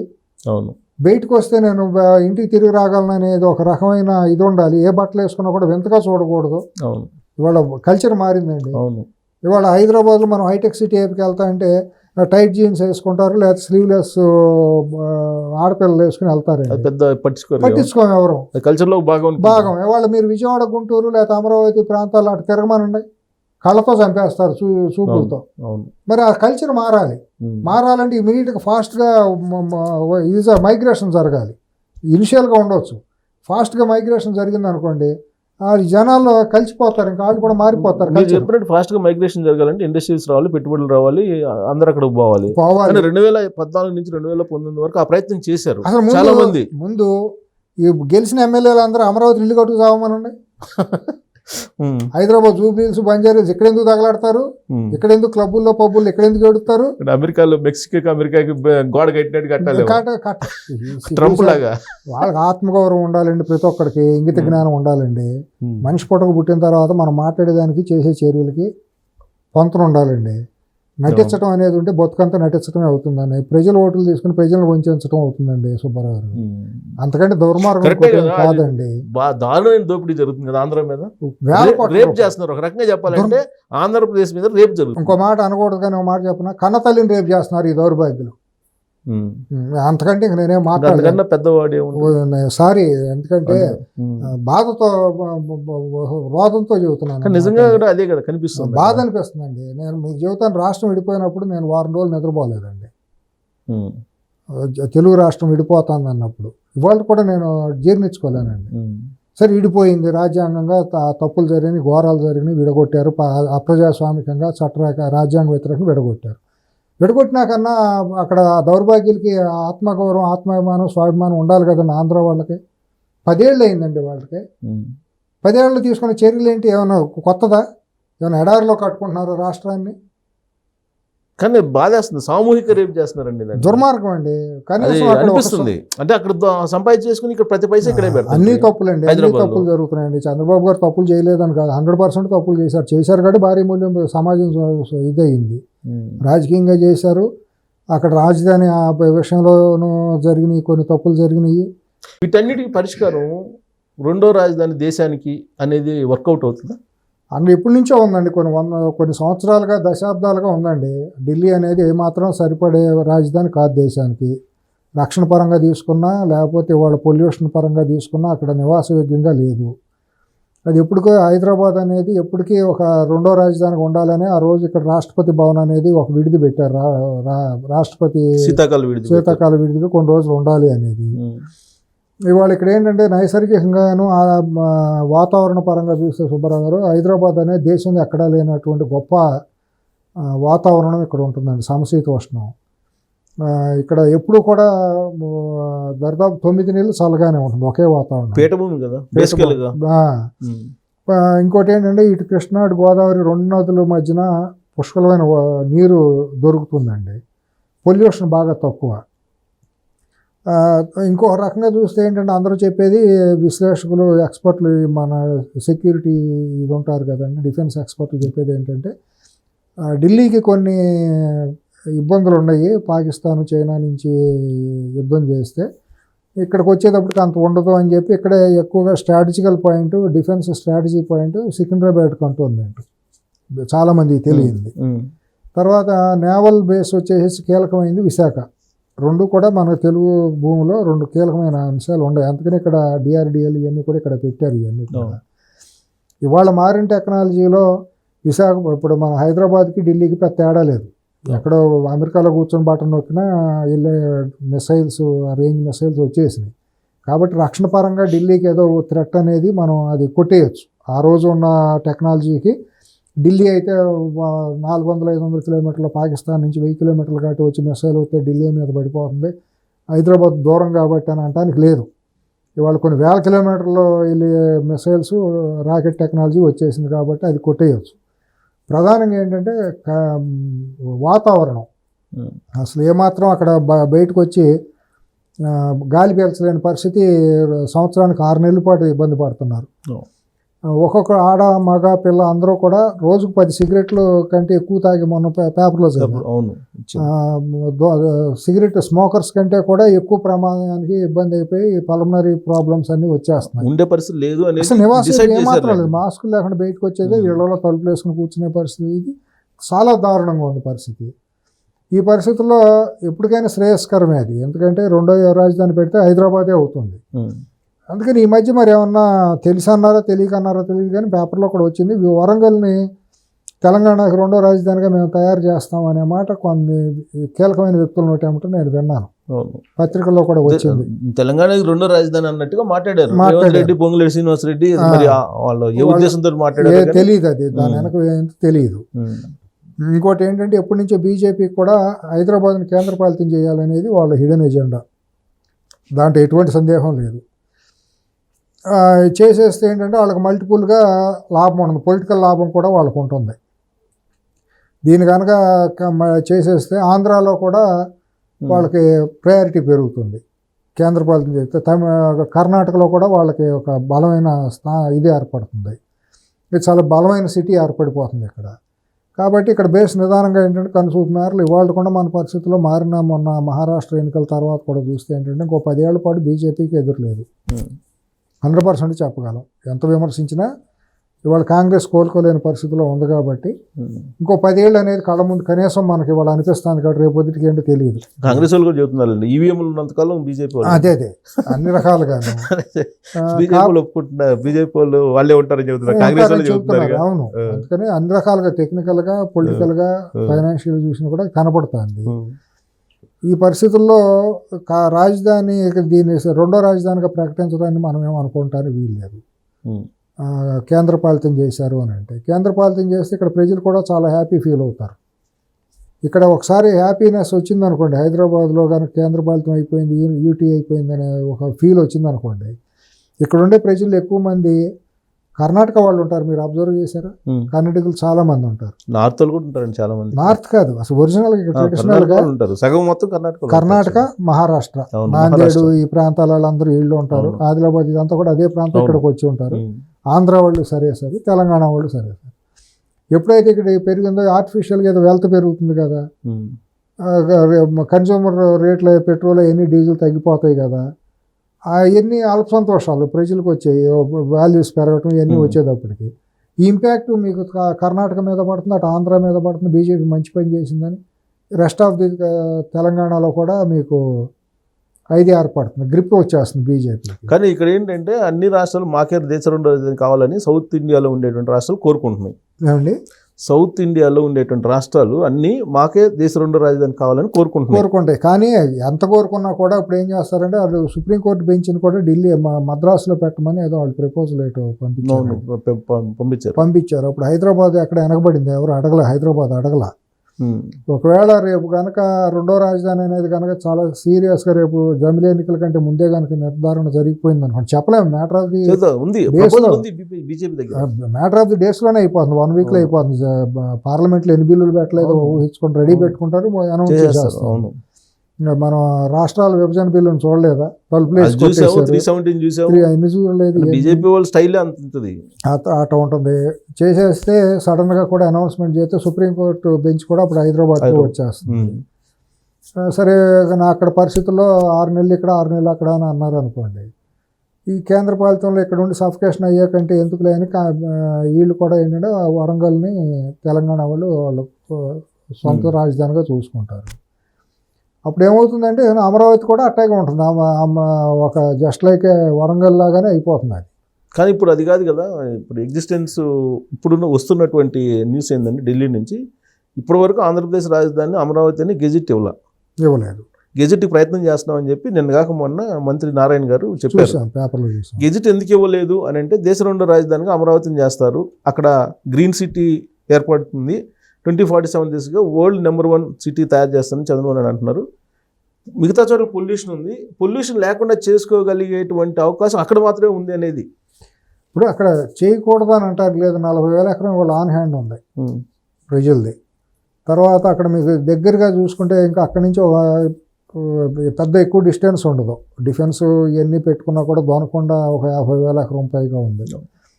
మీకు ఇటు వస్తే సముద్ర చెరువు ఉంది, చిలకలూరుపేట నుంచి దాటితే ప్రకాశం జిల్లాలో మీకు అబండెంట్ ఆఫ్ ల్యాండ్ నల్లమల నుంచి కిందకి అంతా ఉంటుంది. మీరు అట్లాగే గుంటూరు జిల్లాలో మీరు పల్నాడు ప్రాంతంకి వెళ్ళినా కూడా చాలా ల్యాండ్ దొరుకుతుంది. అంటే పెద్ద సారవంతం కాకపోయినా మెట్ట ప్రాంతం కాబట్టి ల్యాండ్ దొరుకుతుంది. మరి ఒకవేళ ఆలోచన ఉంటే చంద్రబాబు గారు కాదు దీన్ని చేసుకోండి రెండో రాజధాని కానీ అన్నారు అనుకోండి, వాళ్ళు ఒప్పుకున్నారు అనుకోండి, ఏమో చెప్పలేము. అలా ఒప్పుకోవడం కదా. నరేంద్ర మోడీ గారు 2014 ఆయన ప్రధానమంత్రి కాకముందు 2014 ఎన్నికల్లో అన్నారు కదా, తిరుపతి వెంకన్న సాక్షిగా నేను చెప్తున్నాను మీకు ఢిల్లీ తరహా రాజధాని కట్టిచ్చిస్తానని అన్నారు. ఒకవేళ దాని అంతరార్థం కనుక ఢిల్లీ తరహా రాజధాని అంటే రెండో క్యాపిటల్ ఢిల్లీనే ఇక్కడ పెడతామని అని అన్నారు అనుకోండి, అదేం దాన్ని కొట్టేయడానికి వీలు లేదు, పెద్ద ఇదేం కాదు, పెద్ద విచిత్రమైనదేం కాదు. కానీ నా అంచనా ఏంటంటే ఎక్కువ మంది బ్యూరోక్రాట్స్ ఐఏఎస్లు వీళ్ళందరికీ కీలకంగా ఉంటుంది, పాలసీ మేకర్స్ వాళ్ళు ఉంటారు, అట్లాగే వ్యూహకర్తలుగా ఉంటారు కదా. అంటే వాళ్ళు కూడా అమరావతి దానికి చరిత్ర అక్కడ బౌద్ధరాము ఇవన్నీ కూడా చూశారు, నార్త్ వాళ్ళు చూసి బ్యూరోక్రాట్స్ కూడా పిఎంఓ ఆఫీస్లో ఉన్న కొంతమంది కీలకమైన వాళ్ళు కూడా ఈ సరైన ప్లేస్ అనేది చెప్పారు అనేది కూడా ఒకటి సిఎస్ గారు వాళ్ళు బౌద్ధాన్ని వాళ్ళ ప్రమోట్ చేయరు, బౌద్ధానికి వ్యతిరేకం బీజేపీ, హిందూ మతానికి. బౌద్ధాన్ని వాళ్ళు అసలు పెరగకుండా చేయాలనేది వాళ్ళ ఆలోచన. అక్కడ పెట్టినందుకు బౌద్ధం అని కాదు, అక్కడ చరిత్ర ఉంది. కాలచక్రం ప్రపంచవ్యాప్తంగా ఏమన్నా కూడా కూడా అక్కడ ఈవెంట్స్ జరుగుతాయి, 3 సంవత్సరాలకు ఒకసారి ఏమో మూడు జరుగుతాయి. కాదు, అది ప్రపంచంలో కొన్ని ప్రాంతాల్లో 12 ఏళ్ళకు అది ఎగ్జాక్ట్ 12 అనుకుంటా, కరెక్ట్ మీరు అన్నది. మన కుంభమేళ లాగా అవును, అక్కడ కొన్ని కీలకమైన కాలచక్రం జరుగుతుంది. జరుగుతాం. వరల్డ్ మొత్తం అక్కడికి వస్తారు బౌద్ధులు. ప్రతి 3 ఏళ్ళకి ఒక చోట అట్లా తిరుగుతా ప్రపంచంలో కొన్ని ఇంపార్టెంట్ ప్లేస్లు చేసుకుంటూ వస్తారు అనుకుంటా. లాస్ట్ టైం జరిగింది ఇక్కడ దలై లామా ఇదంతా కూడా కొంచెం హిస్టరీ ఉంది అనేది కదా. తర్వాత 3000 సంవత్సరాల హిస్టరీకి అసలు కొట్టేయలేని హిస్టరీ కదా అమరావతి హిస్టరీ అనేది. ఆ ప్రాంతంది మనకి శాతవాహనుల కాలం నుంచి కళ్ళకు కట్టినట్టు కనపడుతుంది. బీజేపీ వాళ్ళు ఏం చెప్పినా ఎవరు అనుకున్న పొలిటికల్ యాంగిల్ ఆలోచిస్తారని మీకు అవగాహన ఉంది పూర్తి స్థాయిలో? 100% వాళ్ళు ఇప్పుడు హైదరాబాద్ కన్నా కూడా అమరావతిలో పెడితే పొలిటికల్ గా దక్షిణ భారతదేశంలో గెయిన్ అవ్వచ్చు అనేది వాళ్ళ ఆలోచన అంటారు. అవ్వచ్చు, చెప్పలేము. ఎందుకంటే ఇంకా బలహీనమైన రాష్ట్రం కాబట్టి ఆ ఇంపాక్ట్ తమిళనాడు మీద కూడా వెళ్ళేటట్టుంటే హైదరాబాద్ ఆల్రెడీ కొత్తగా ఎమర్జ్ అయిపోయింది. బీజేపీకి వాళ్ళు చేయాల్సిన అవసరం ఏమీ లేదు. అవును, బీజేపీ ఇక్కడ బలంగానే ఉంది. ఇక్కడ నాయకత్వ లోపం మీద తప్పించి స్ట్రాటజికల్ మిస్టేక్ తప్పించి ప్రజల్లో వ్యతిరేకత ఏమీ లేదు.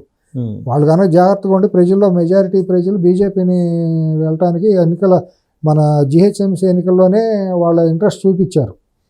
తర్వాత వాళ్ళ స్ట్రాటజికల్ పొలిటికల్ మిస్టేక్స్ మూలాన కాంగ్రెస్ని మోసుకోవాల్సి వచ్చింది మొన్న ఎన్నికల్లో. బీఆర్ఎస్కి వ్యతిరేకంగా ఉండి బీజేపీ చేతకాని పనులన్నీ చేయటం మూలాన కాంగ్రెస్ని ఇది చేసుకున్నారు. బట్ గ్రౌండ్ అయితే క్లియర్గా చాలా క్లియర్గా ఉంది. వాళ్ళ స్వయంకృతాపరాధమే తప్పించి ఇది క్లియర్గా ఉంది. ఇక్కడ కొత్తగా మొక్కలు పెట్టి మొలిపించాల్సిన అవసరం లేదు. ప్రిపేర్ చేసుకోవాల్సింది ఎక్కడ? మీకు తమిళనాడు, ఆంధ్ర, కేరళ. కాబట్టి మీకు అమరావతి అయితే యాక్సెసిబిలిటీ కొద్దిగా ఎక్కువగా ఇంపాక్ట్ మీకు తమిళనాడు మీద కూడా ఎక్కువ ఇంపాక్ట్ వెళ్తుంది. కర్ణాటకలో కూడా మీరు కొత్తగా ప్రాపగేట్ చేయాల్సిన పని లేదు. బీజేపీ ఆల్రెడీ అక్కడ ఎమర్జ్ అయిపోయింది. ఎటు తిరిగి మిగిలిపోయేది 3 రాష్ట్రాలే సౌత్ ఇండియాలో, ఆంధ్ర, తమిళనాడు, కేరళ. ఆ మూడిట్లోనే అప్రత్యేతంగా ఆశాతి హిమాచల్ పర్యంతం వెళ్ళాలి అని అంటే మాత్రం ఒక రకంగా మరి అమరావతిని కొట్టి పారేయడానికి వీలైనటువంటి స్ట్రాటజికల్ పాయింట్ అవుతుంది. Either way political and geo ఫిజికల్గా చూసుకున్నా కూడా వాటరు మంచి ప్లాన్డ్ సిటీగా ఆల్రెడీ చేసి ఉంది. కేంద్రానికి కూడా ఎక్కువగా ఏం అవసరం లేదు. పార్లమెంట్ బిల్డింగును ఇదే కావాలి, వాళ్ళకి కావాల్సింది పార్లమెంట్ బిల్డింగ్, సెక్రటరియేటు ఇటువంటివే కావాలి. దానికి పెద్ద లక్షలాది ఎకరాలు అవసరం లేదు. పార్లమెంట్కి వాళ్ళ ఎంపీలకు కూడా పాత రోజులు ఢిల్లీ అంటే బ్రిటిష్ వాళ్ళ టైం ఉంది కాబట్టి ఎంపీ క్వార్టర్స్ అంతా వాళ్ళు 5-3-10 ఎకరాల్లో విల్లాలు ఉన్నాయి. ఇప్పుడు కొత్తగా కట్టేవన్నీ కూడా అపార్ట్మెంట్ ఫ్లాట్స్ ఇచ్చేస్తున్నారు. కొత్తగా వచ్చిన ఎంపీలందరికీ కూడా 3-4 బెడ్రూమ్స్ ఫ్లాట్స్ ఇచ్చేస్తున్నారు. అది పెద్ద సమస్య కూడా కాదు. ఒకవేళ అమరావతిని పెట్టుకున్నా ఇంకా ఎక్స్పాండ్ అవ్వచ్చు.